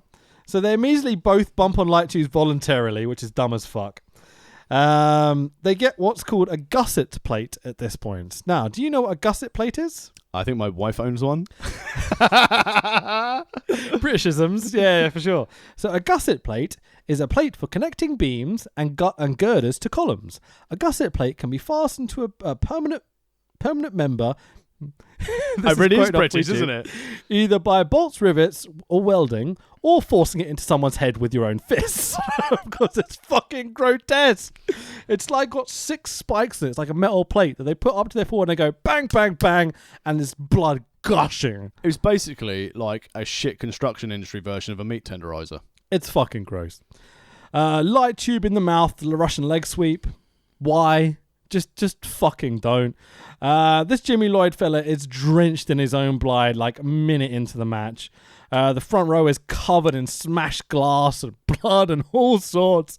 Takeda whips out a board with 3 pairs of scissors attached to it. Nice craft bench, well played. Oh yeah, very lovely. This is by far the most fucked up thing I think I've ever seen in pro wrestling, just to point out. Oh, well, actually, there's been 2 or 3 things. But Takeda... Melina versus Alicia Fox. Yeah, I was thinking like minus 5-star matches. So Takeda runs across the ring and does a knee smash into the board, with Jimmy Lloyd sitting in the corner with the board of scissors facing him. And now, the fucking scissors look like they embed into Lloyd's neck and chest. And I'm just like, no. I'm beyond uncomfortable now. Like, I can handle hardcore wrestling. Like, as much as I don't enjoy it, it doesn't freak me out necessarily. This was stupid. When someone almost gets a fucking end of their scissors embedded into their fucking thorax, I'm like, no, just no, thanks, man. Like, I'm fine with that. No.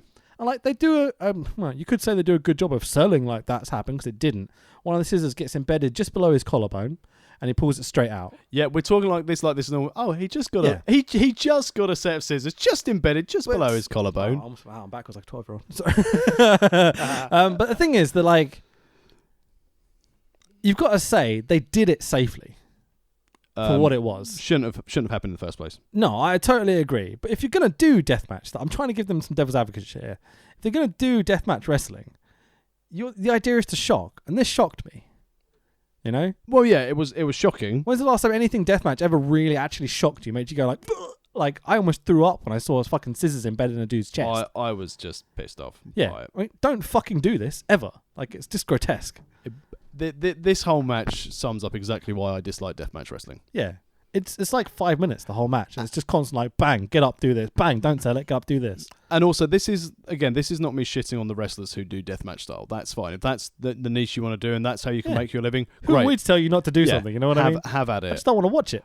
Yeah, exactly. But I just think to myself sometimes, like with that scissor spot, I understand people doing this in front of like thousands and thousands of people. Yeah. But what you say, like 250, 300 people here? I don't know, man. Maybe Saying a bit that's more. like, I'm a big punk rock kid, right? Yeah. Like, I don't want thousands of people at my shows.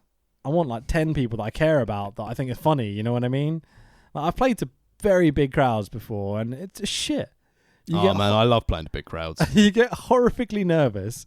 No. You sit there. You don't interact with anyone. It's like, I can see why these guys like doing what they do.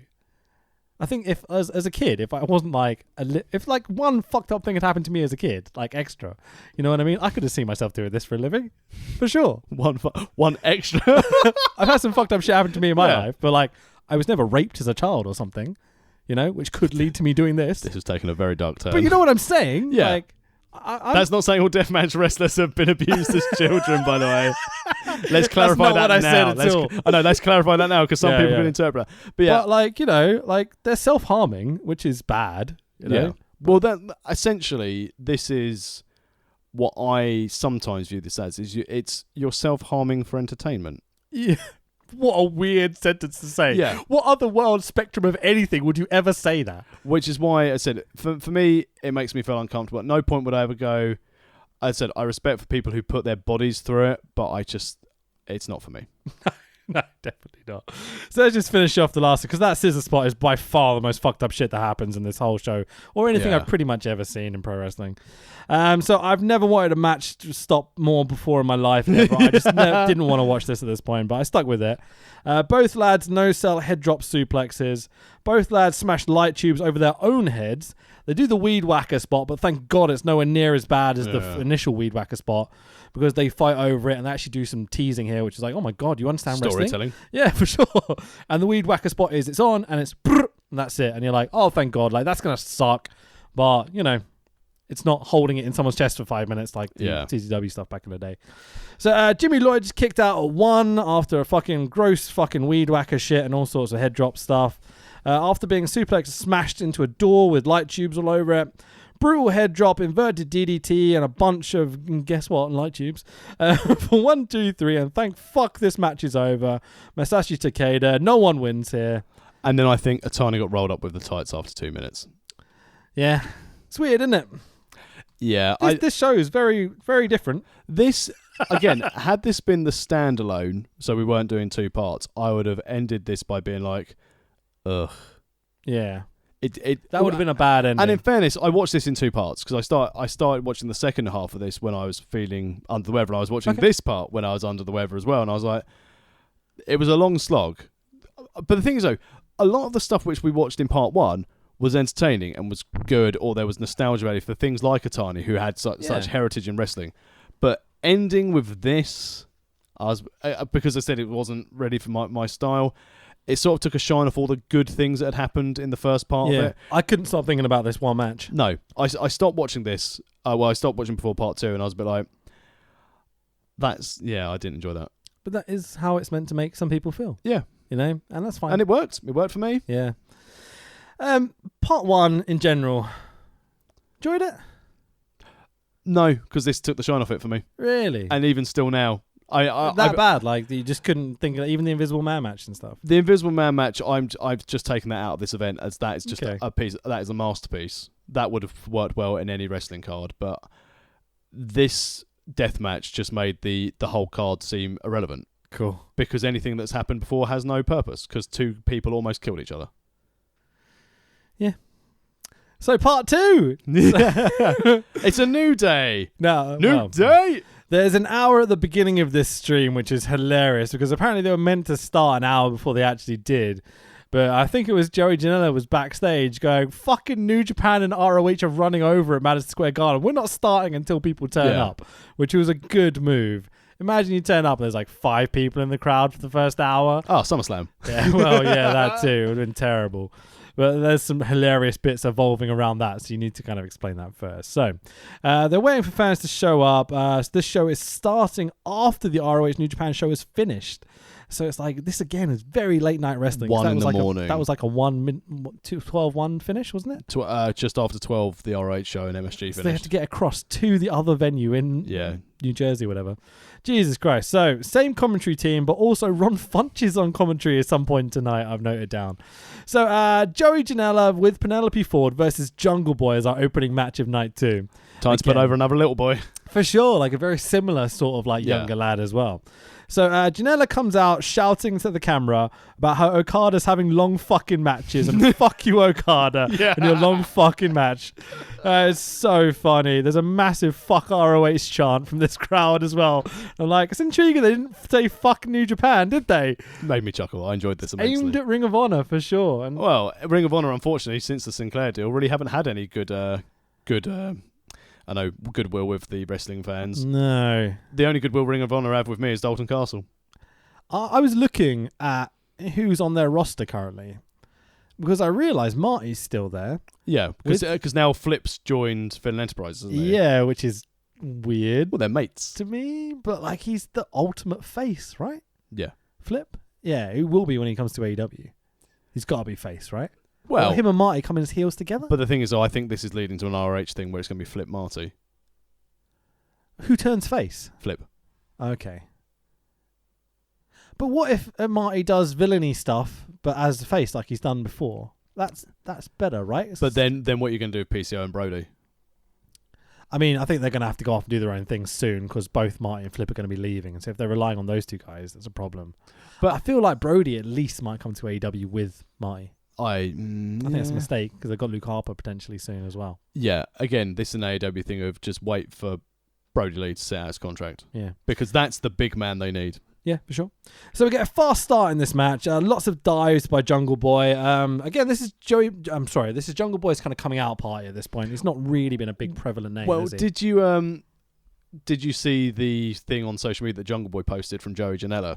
Which he's posted like some messages leading up to this, which I did see that. And when Joey Janela sent a message going, "You're going to be a star after this match." Yeah, I think this match is going to make you and stuff. Yeah. That's really cool. And that was Janela's main plan for this. Again with Marco Stunt and now Jungle Boy. He was like, "I'm going to make these boys." Yeah, and it worked for Jungle Boy. It's worked for Marco Stunt as well. I've seen him around. I love Marco Stunt, but yeah, it's all good. So Janela does an inverted brainbuster to Jungle Boy on the edge of the fucking ring, and I'm like, my stomach hurts just watching it. Opening match. Denver, Colorado on commentary has a great line that goes, "That'll break your fucking neck." And I'm like, yeah, really good. Like putting it over, you know. And that's when you say, Busta Rhymes is here. Oh, yeah. Gee, there's a reference. Fucking hell. So Penelope trips Jungle Boy and does a flying Rana. Penelope just attacking Jungle Boy now. Long blower by Penelope to Jungle Boy. Brilliant long blow as well. For sure. Trapper Keeper or the Package Pile Driver by Joey Janela. But Jungle Boy kicks out at 2. And I'm like... Opening match. They love doing this, don't they? Anyway, so... Jungle Boy does a rolling DVD to Janela on the hardest part of the ring.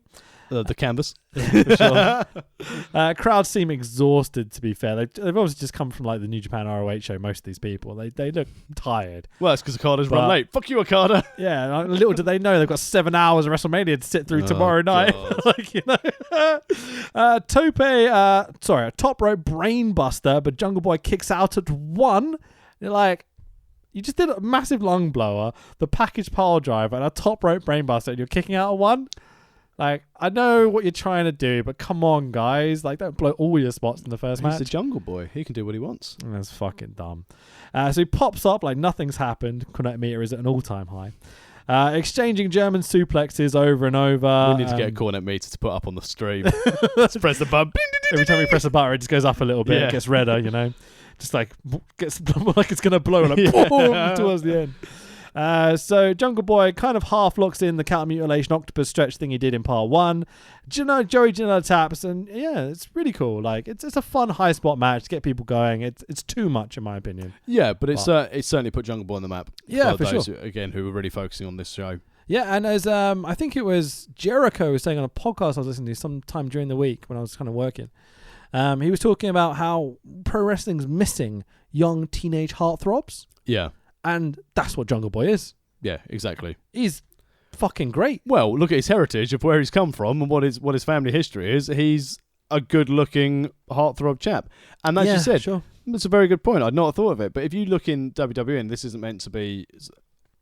You look back in the day, because obviously the ladies were very keen on Marty Jannetty and things like that. I know my mum was a massive crush on Marty Jannetty. Yeah. Hi, Mum. I know you never listen or watch the podcast. Thanks. Hey, Mrs. Williams. How you doing? She's going to look at that and go, that's not my surname. Kayfabe, mother. Kayfabe. Work the gimmick, bitch. But yeah, it's... what are the young... I mean, obviously, a lot of the young women are being encouraged to come in because obviously you've got the strong, powerful women now following the Stephanie McMahon's evolution, because she's the reason behind women's wrestling, of course. Yep. But there's also those... If you listen to this in audio, I'm rolling my eyes like crazy right now. I was like, go on. But you miss the days where you've got like the guy watching the wrestling for the wrestling, you've got the ladies watching it for the physiques and the good-looking boys. I mean... People watch SCPW to see Mr. Wicked, Tax Williams. Of course, yeah. Matt Terry, get a fucking haircut. Yeah, for sure. Like the thing is that I started thinking about with this particular scenario about how there aren't young heartthrobs coming through WWF and stuff. WWE. Not the tag team, the heartthrobs. No, not those. Fucking hell, no, please no. It's when you sign up to become a WWF superstar, you're either NXT or NXT UK or Evolve or whatever for like years. And so I think they're losing a lot of opportunities with young heartthrobs and stuff. Like they've got like, for example, like a Ricochet. Yeah. But I wouldn't necessarily call him like a teenage heartthrob. Like he's starting get up there. He's a grown-up now. Such, you know. And also, it doesn't help more that they're promoting the wrestlers' relationships, because obviously he's with this Casey Castanard, the American Ninja Warrior girl. And again, it's a case of really good-looking guy, really good-looking girl. Of course they are. Yeah. Whereas the ladies can't go through the going, I could get Ricochet, like Randy Orton's wife did to meet him. Right, I see what you're saying. Yeah. Yeah, interesting, man. There definitely needs to be room there. And I think it would encourage younger people to watch and stuff. Like, it's a simple thing, but sex sells, man. That's why I watch Total Bellas. Of course. Do you refer to the show that we call On Mute? No, I need the volume on so my wife can't hear me whacking off. So even with this match, Nikki's mum. They shake hands afterwards. I'm like, for fuck's sake, please don't shake hands. But Denver, Colorado puts over that Janela has a lot on his plate this weekend, and that's why he lost the match. I'm like, he's very good at his job, this guy. Yeah. Right, next match. We've got a tag team match of the Latin American Exchange of Ortiz and Santana, the new Latin American Exchange, we should refer to them as, versus the Rock and Roll Express, making their return to the podcast like 2 weeks in a row. We've seen more Rock and Roll Express in their heyday, in their old years, than we have in their heyday. It's brilliant. For sure. So Ricky Morton and Robert Gibson, fucking hell, they're great in this match. I love the Rock and Roll so much. Like, I kind of want to go back and watch old shows now, because I've seen these performances. I'm like, fucking hell, they're the best workers on the card. The problem I found with the last couple of shows, like we saw with the Briscoes working with Rock and Roll Express and with Nelson with LAX. Yeah. Learn to not be so excited to be in the ring with Rock and Roll Express, because you can see like LAX just sitting there going... Mate, at the end of the match, they're practically in tears about how they just wrestled the Rock and Roll, and like, God, they're so fucking good in the ring. Even at the age they are, like... is it Morton that can still go? Yeah, it's Morton can still go. Gibson seems to be fucked. I think he had a hip replacement surgery or something. Do you know what, though? But he's still a fucking great worker. And I bet Robert Gibson's the one who's basically going, hey, Ricky, we've got bookings. And Ricky's like, I don't want to work 2 nights in a row because you're just going to sit on the fucking apron, Bobby Gibson. For sure. So I've accepted the booking. What's the pay? The pay's good. What's the number? Dependent on crowd. For sure. So LAX come out to New York State of Mind by Nas, and I'm like, fucking copyright does not exist here. Ortiz, wait, hang on. Let's just skip over the little for this. So the match is starting at 1 a.m. according to the commentary team. Again, how did they manage to book this particular match? Because aren't these guys like completely different worlds, and somehow they've got them together? It's perfect, because it's a case of, we've seen the Rock and Roll start doing their things, especially like the Hardy compound, which is really what brought them back into the mainstream view. And LAX are top free agents in a couple of weeks' time. They're flying right now everywhere across the Indies and stuff. So yeah, it'll be interesting to see where they end up, because they're definitely going to be signed up by someone. But who is the question? I would love to see LAX in New Japan. Oh, that might work. Yeah, I'm not sure they're maybe big enough for the heavyweight and not small enough for the junior. I just think for any tag foils, those boys would be absolutely fantastic. WWE, they will always go for it, and they'll just put them on lawnmowers. God forbid! Can you imagine? And they'll get Psychosis to come back and manage them. Could be quite funny, but actually. I genuinely would love it if WWE signed him just to get Conan in, because then at all these legend shows he could be Max Moon. Massive fans. So Kevin Kill keeps talking over Denver, Colorado the whole way through this fucking match. The Rock and Roll are amazing, genuinely impressive. So Ortiz does a frog splash to Gibson, but it's like super, super safe. Like he lands like he's a table on his hands and knees. Like, I'm not landing on you. I love you so much, you know. But fuck all that. Ricky Morton springboards up off of Ortiz, pinning Gibson, and does a fucking Canadian destroyer. What the fuck? Like, oh, this is amazing. Bryce is pissing himself with laughter at how impressive that was to see in the ring. I mean, I'm just gonna. He does this face where he's like, like mouth open, you know. I'm just gonna throw it out there again for any trainee wrestlers who say I can't do something. Just practice. Yeah, look at Ricky Morton. He's doing all sorts of crazy shit. Now, don't get me wrong. I don't think you'll find any other trainer who'll go, can I practice destroyers on you for an hour? Do you remember when I used to like pitch you moves and be like, you can try it one of the trainees, they don't matter. Anyway, so after a bunch of LAX super kicks, because everyone does super kicks now apparently, Morton goes, you motherfuckers.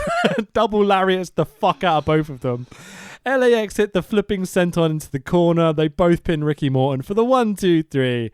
LAX, your winners. This is my favourite match of the whole weekend, I think. Absolutely loved it. Because the thing is as well with like the Rock and Roll, it's that I know they're old, but you didn't know it in the match. No, like they made you suspend your disbelief beyond Yeah. anything that you think would be believable. And as a quick plug, because obviously you started making GIFs of the G1 for the lariats. I have, yeah. Follow this man on Twitter for fantastic lariat-themed GIFs. Yeah, when I start picking up, I'm going to watch all the G1 matches this year. And so I have a series on my Twitter, which is just Lariats of the G1 2019. At Fanboy Rich, follow it. It's brilliant. For sure, you'll love it. It's all down there if you want to follow us and stuff. But yours is the Tax Williams as well. At the Tex Williams on Twitter, Facebook, and Instagram. World of Rest Pod if you want to follow us. So Ortiz grabs the mic and he goes, "We've wrestled 9 fucking matches this weekend." I'm like, "You poor bastards!" But he puts over the rock pay's and roll. good. Yeah, for sure. He's putting over the rock and roll, crying like properly in tears at the appreciation. Morton immediately gives him a massive hug. Gibson ties the bandanas from the rock and roll onto the LAX boys, like passing the torch. You know, what a match! And if I was LAX, I'd be sitting there going, "Oh shit, we've got to go TNA tapings next week." I'd rather be working the rock and roll, and you're like, "What the fuck year is this?" Can we book them, please? We need to watch like classic rock and roll matches. I want to see how good they were in their prime. I've seen 1 or 2 back in the day. Let's find a show. If anyone can recommend a show with a great Rock and Roll Express match on it, let us know at World of Rest Pod on Twitter, and we will do that as a show. I'm thinking the Midnight Rock and Roll Jim Cornette NWA phase.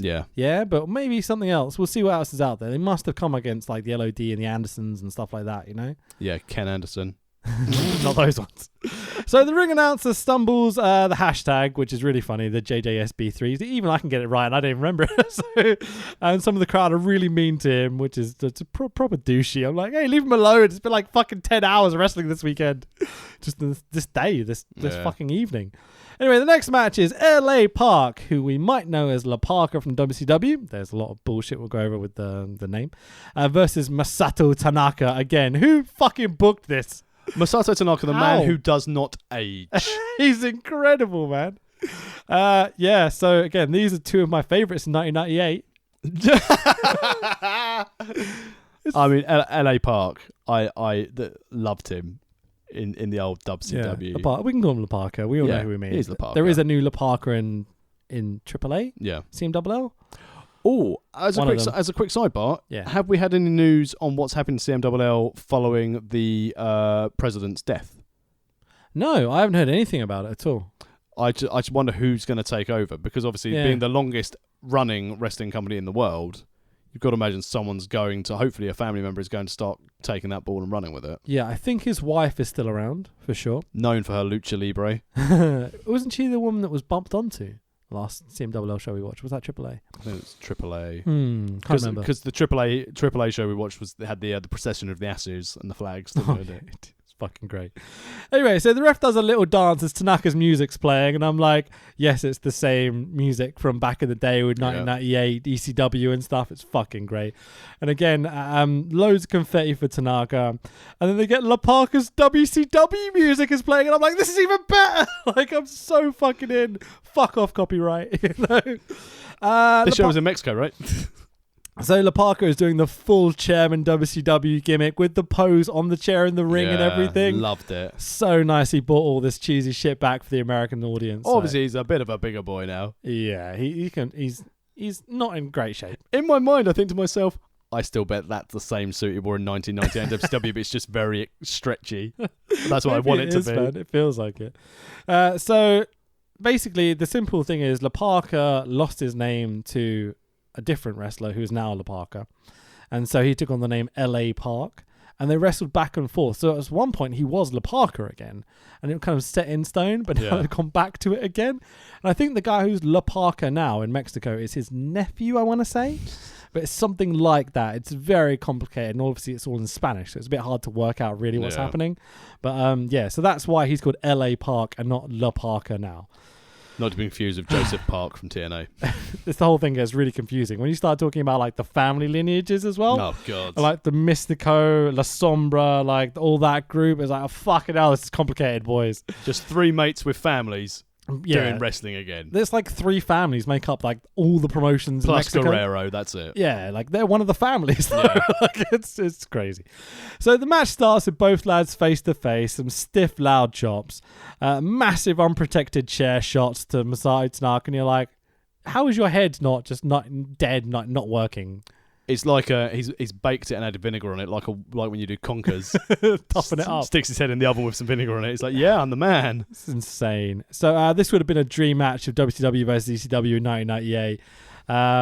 But yeah, I'm really enjoying it. It's like the Parker can't really work. Tanaka's still pretty good. The nostalgia feel for me was in this match. Yeah, for sure. So they brawl into the crowd, as you might expect. Occasionally taking out a fan or two on their way. Like nothing wrong with wrestling through the crowd. when you can't work, there's nothing wrong with wrestling through the crowd. LA Park powerbombs Tanaka through a door set up on the ropes. Debris goes flying into the audience. I love the fact they use doors on night 2 and actually refer to them as doors. I think they're cheaper and they break easier. Yep. All sorts. So Tanaka also does a little dance, which is pretty good. Park spears Tanaka through a table set up in the corner for the 1, 2, 3. And due to Mexican wrestling politics, LA Park gets the win. He may as well have won by politicizing, you know? Yeah, which is fine. Doesn't lose, because in Mexico, the big stars do not lose. And rightly so. I mean, Japan, they don't lose either, but I think, they lose less in Mexico. Yeah, this would have been... As you said, how did this match get booked? It's a case of Tanaka will happily take chair shots and work for the money and just work, whereas LA Park, it's a case of, no, I've got to win. Best bit of the match was LaParca coming out to the WCW Yeah, music. the chairman. Yeah, for sure. So next up, we've got Denver, Colorado, hands-off commentary to Ron Funches. So we now got Ron Funches and Kevin Gill on commentary, and I'm like, oh, fuck. So Ron is sitting next to and talking to Frank the Clown. Lucky bastard. Frank the Clown, not the other guy. How did he achieve that? How did he achieve that? Because he's not even funny. Oh, he's not even entertaining. He's not even as good a clown as Doink. I'm sure he's lovely. But anyway. Hi, Noel. Love you. If anything ever happens, just give us a shout, you know. I love you, Nandy. Mwah. Sadly, I'm married, so... I'm technically not married, but I may as well be. Yeah, we've got kids. I'm loyal. I've been with the same girl since I'm 16, so there you go. That's very loyal. Well done. For sure. So, guys sweeping up the ring. Good thing you're only 17. The crowd goes, sweep it up, asshole, sweep it up. And I'm like, fuck off. He's doing his job. Leave him alone. I still laughed. Drunken fans are just fucked up by this point. They're having a great time, but it's just so messy. 3 days at this stage probably of continual indie wrestling and drinking and not much sleep. And then, considering we've got Kevin Gill and Ron Funches on commentary for the moment, the best thing ever happens where Prazak replaces Kevin Gill on commentary. So we have Dave Prazak, Ron Funches, who's a stand-up comedian who I don't know if you know. No. Okay, big in the pro wrestling scene, big in the stoner scene as well. So he's in my scene pretty much. And he's very funny. Like he's genuinely like a good, interesting human being. And Bryce Remsburg is reffing. Everything is right in the world for the greatest clusterfuck battle royal of lots of people. I'm not going through these names. At this stage... You want to know, just look it up. Fuck off. I'm not reading them out. At this stage, I was like, have I fallen asleep? Have I missed something? Let's have a look how much is long on the feed. Oh, fuck. There's still like 90 minutes to go and this match is just starting. And this is your main event of the evening. Oh, Jesus Christ. Well, it's better than the death match. So the Freebird starts to play and I'm like, is Michael Hayes here? I would have marked so fucking hard. But now it's Necro Butcher making his return, who immediately eliminates Bryce Remsburg. You're like, hang on, he's not in the match. And you're like... Hey. I like the fact they're bringing out Bryce Remsburg has been eliminated. You're like, this is going to set up what is going to be, again, just a massive clusterfuck. It's really funny. I'm just going to run through shit. Just interrupt me, okay? Because there's a lot to get through. We have to talk about some of the match. But again, this is super, super messy. So... What do you say? Necro Butcher's in at number 1. I've got to mention, there's a guy in this match called Schlack, who's legitimately a white supremacist. Do you know this? No. Yeah, it's just not getting booked anymore because everyone's realised, like, there's photos of him with fucking Nazis and he's been, like, parts of groups and stuff. He says it's part of his youth and he's not a part of it anymore, but I'm like, not sure, man. You'd have to prove it, heavily prove it because he looks like fucking dumbass roid monkey. So, fuck that kind of, fuck white supremacy. There you go. Should we carry on? I agree with everything you just said there. Brilliant. I'll just go through whatever notes I've got written here, even if they don't make sense. As long as there's nothing more to do with white supremacy, which for sure. Fine. No, I'm done. I had to get that out. So, Blade Jobs. 2 people enter. 2 people enter at once, and I'm like, wait, what? Then sometimes 4 people enter at once. Like a whole stable comes out at one point in one of the entrances, and you're like, this is fucking genius. Oh, sorry, I've just been sent a message from Mr. Wicked say put something in his pod because I believe Mr. Wicked has just deadlifted 142 kilograms, and he wanted me to say, fuck you, Will Power. Congratulations. So, pinfalls. Prazak goes, there's no pins. Well, I guess there are, because someone gets 1, 2, 3 out of the match. There's weapons. Nate Webb and Marco Stunt get what I think is the funniest point of the match, where they come out and do a whole fucking performance of Wheatus's teenage dirtbag. I'm like, what's happening? And then I realise what's happening because some dude steals Nate's bandana and does his entrance for him. And I later went on to realise this was the singer from Wheatus. Yeah. What the fuck? This does get paid off later, but yeah. So someone does a huge dive as they're still singing. Cameras almost miss it. There's eliminations all over the fucking place. Someone in a mask hits Nate Webb, unmasks, and it's MJF. And I'm like, awesome.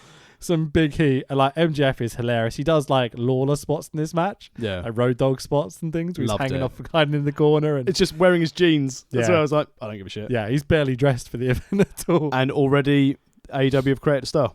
Yeah, there's a point where the fans start singing "You Are My Sunshine" randomly. Yeah, I didn't get it. Cool. Awesome. I have no idea why.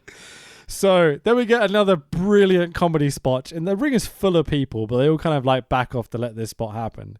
Where Joey Ryan, Sexy Eddie, and a guy called Effie, who I've not seen before, all make their entrances separately. They then do an oil towel spot, and then Sexy Eddie ends up getting naked. With his wang out, yeah. Yeah, literally naked. So both of his hands are cupping his dick and his balls as he's wrestling. And he does a fucking top rope moonsault naked. Like, this is amazingly impressive. Oh, and there's Nanny's at my most home. Hello, we're still streaming and I haven't got an intermission set up, so... That's fine. I will just talk randomly at the camera. Cool. Do you want to take her up, or...? My kid's here, so... Hello. It's all right.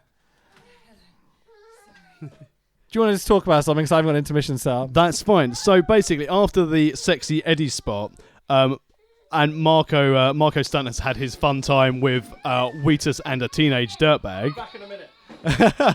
Rich is playing pro parenting. God, Millie, your hair's grown. Wow. And you are unhappy about that. And then ideally for the king highlight of this for me was when Swoggle returns and he attacks Necro Butcher in the nuts with a rubber chicken. Necro Butcher in the balls with a rubber chicken. Absolutely outstanding. And also, not only did he hit him with a rubber chicken, we had Joey Ryan's attempted penis toss. Hornswoggle reversed. He countered, putting an end to the penis party. And then he went on to be stabbed in the forehead with some hypodermic needles.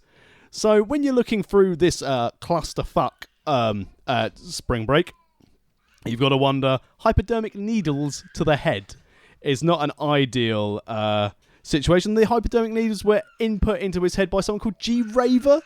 And G Raver's not someone who I've really had any experience of seeing thus far. But poor Hornswoggle, after getting hypodermic needles in the head, was thrown over the top rope and on his way. But in fairness to Swoggle, at least he sold it. You know, Hornswoggle, man. and we've also mentioned how like Necro Butcher got a rubber chick in the balls and he reversed Joey Ryan's massive power of the penis to end the party. It's fucking brilliant, man. Right.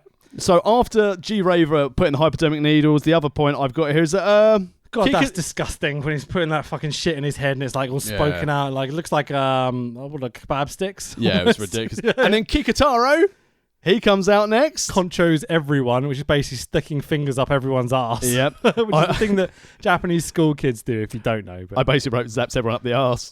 that's pretty much what he does. And then, oh yeah, crime time, baby. Jesus. So we get this whole thing with Teddy Hart and his cat comes out as well. Cat versus title. Slim J gets a sweet fist bump off MGF and does a dive off the top, eliminating himself, the fucking idiot. I wonder where you're going with that with Kikutaro. And then, of course, we're fisting. All right, okay, so where are we? So we've just had the crime time fighting Teddy Hart and Homicide. Yeah, sorry, I've just skipped some of my notes because I'm an idiot. Give me one tickety boo. So I'm just totally thrown off with my kid going. So Kiko Conchas, everyone, blah, blah, blah. Slim J does that. So Teddy Hart goes past on commentary after he gets eliminated. There's this whole thing with Crime Time and Teddy Hart and Homicide doing all their stuff. It's really weird. There's like is it the ROH tension between Homicide and Teddy Hart in the ring? I think everyone's got heat with Teddy Hart. Yeah, maybe it is. But then they team up to fight Crime Time, and then they all kind of end up eliminating each other and stuff. It's you think it's going to go somewhere, but it never really does. No, because there's no long-term payoff for this. Yeah, for sure. Shad Gaspard and JTG, I don't know. I don't know if JTG's still actively wrestling, but I think Shad's gone into acting. Oh, fair enough. I didn't know. I think I've seen posters with their name on it recently. So really? Oh, maybe then they are back. I think maybe they're back on the scene, but who knows? So MJF. Do they not know that WWE have already got their token black tag team? So a second lad just eliminated himself, and no one catches him. Where the hell is Murder Clown when you need him? There we go. He gets back LA in the Park's ring. taken booking rights, so no, he's not here. But then the same lad gets just back in the ring and continues wrestling, and I'm like, can he do that, Joey? Nothing wrong getting back in the ring after a battle royal. Just getting all my shit in now. So No Legs, Dustin Thomas. That's the one. Gets a huge pop. And does like, wait, what the fuck is this? The lead singer of Wheatus is now in the match. He eliminates MJF, which is really, really funny. Like his work is terrible.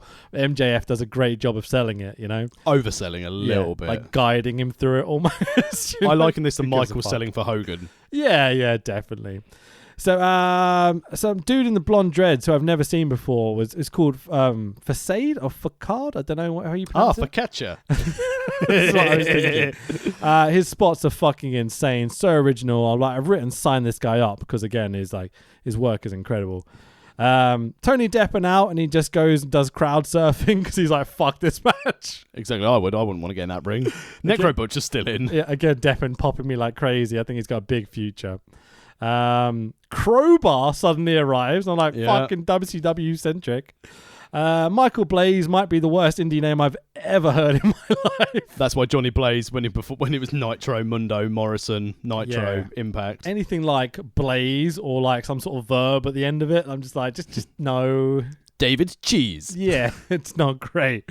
That's a noun, but it's all good. So I was just thinking of words. I'm hungry. I'm really, really hungry. We're almost there. So a tag team just eliminated together and immediately turn on each other. I don't know what the fuck's happening. The NWO music Hello, Sting. And it's not Sting, it's NWO Sting. Hello, Sting. Steve Borden. Mate, he does fuck all work in this match. Just like he did when he was in WCW. Exactly, man. But fuck all that shit. Testing. Look out, it's Andre. Tracy Smothers is here. I love Tracy Smothers so fucking much, man. Blah blah. Let's skip over this. S.A. Rios is here as well. Mantor comes out as well. Yeah, for sure. And Grizzly Redwood. Yeah, Grizzly Redwood. I like Grizzly Redwood. He's pretty cool. So Man Eater by Hall & Oates plays and no one enters. And like, he's a man eater, which I fucking love that song. Then a shitload of women enter, including Session Moth and a bunch of other people I don't really recognise. Who was the girl that wrestled? Oh my God, what's her name? Let's skip over. So a bunch of ladies basically enter. By the way, just want to clarify, we're not saying that she's not one when we said a bunch of ladies and Session Moth. Oh, no. Just Session Moth is one of them because I'm a massive mark for her. She's fucking great. The ladies fuck up all the lads left in the ring.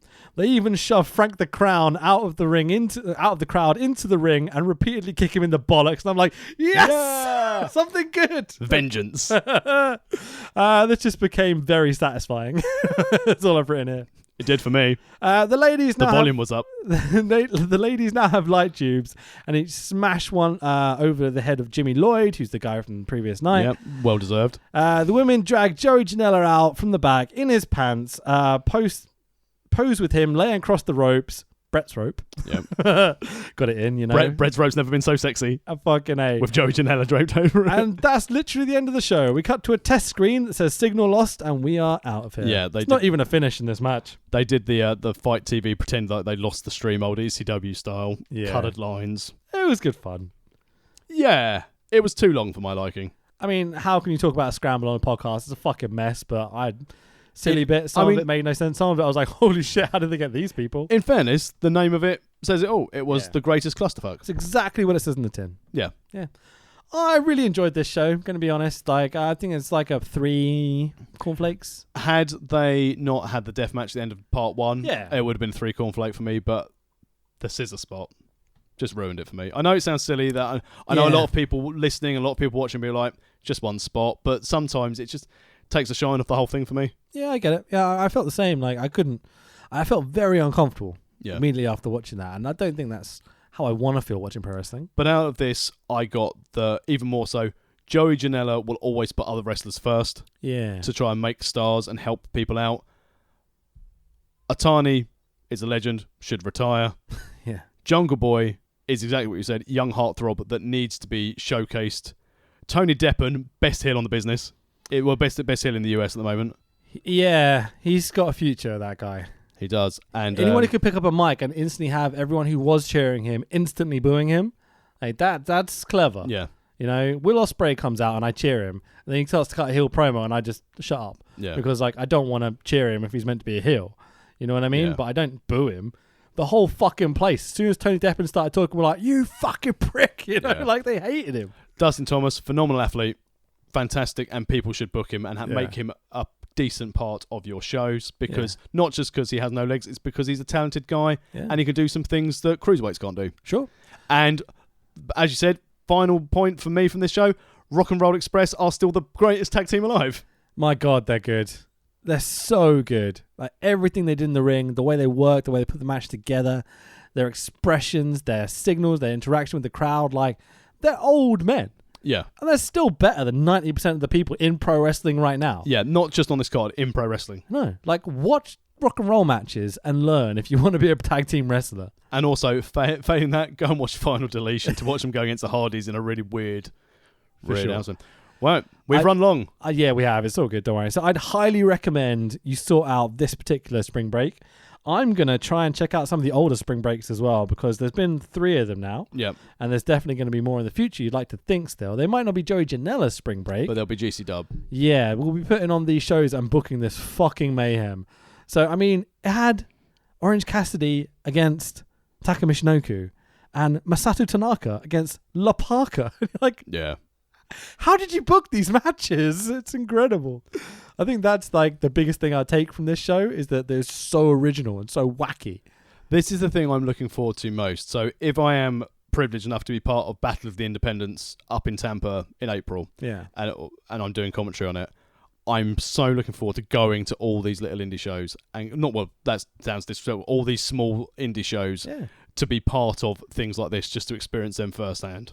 Yeah, for sure, man. Right, I've enjoyed it. I've really missed podcasting, so it's nice to be back doing it with you, man. Yep, we'll be back again next week. I will do my best to not die. I hope you enjoyed the part of solo podcasting while I went on about a rubber chicken and necro butcher's balls. Have we got a special guest next week? Is it next week or is it the week after? Ooh, what's the date today? We might have a special guest next week.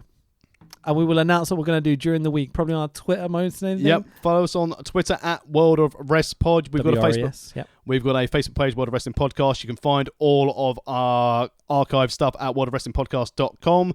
On our YouTube channel, just again search World of Wrestling Podcast. Yeah, for sure. I'm going to set up these cameras a little bit better. They're a bit wafty this week because we had a last minute technical glitch, but it's all good. Been a pleasure, everyone. Go buy a t-shirt. Or go to amazon.co.uk or amazon.com. Search World of Wrestling Podcast. They're really cheap. They're only 15 quid and they're really, really high quality. So that'll really help us out. See you next week.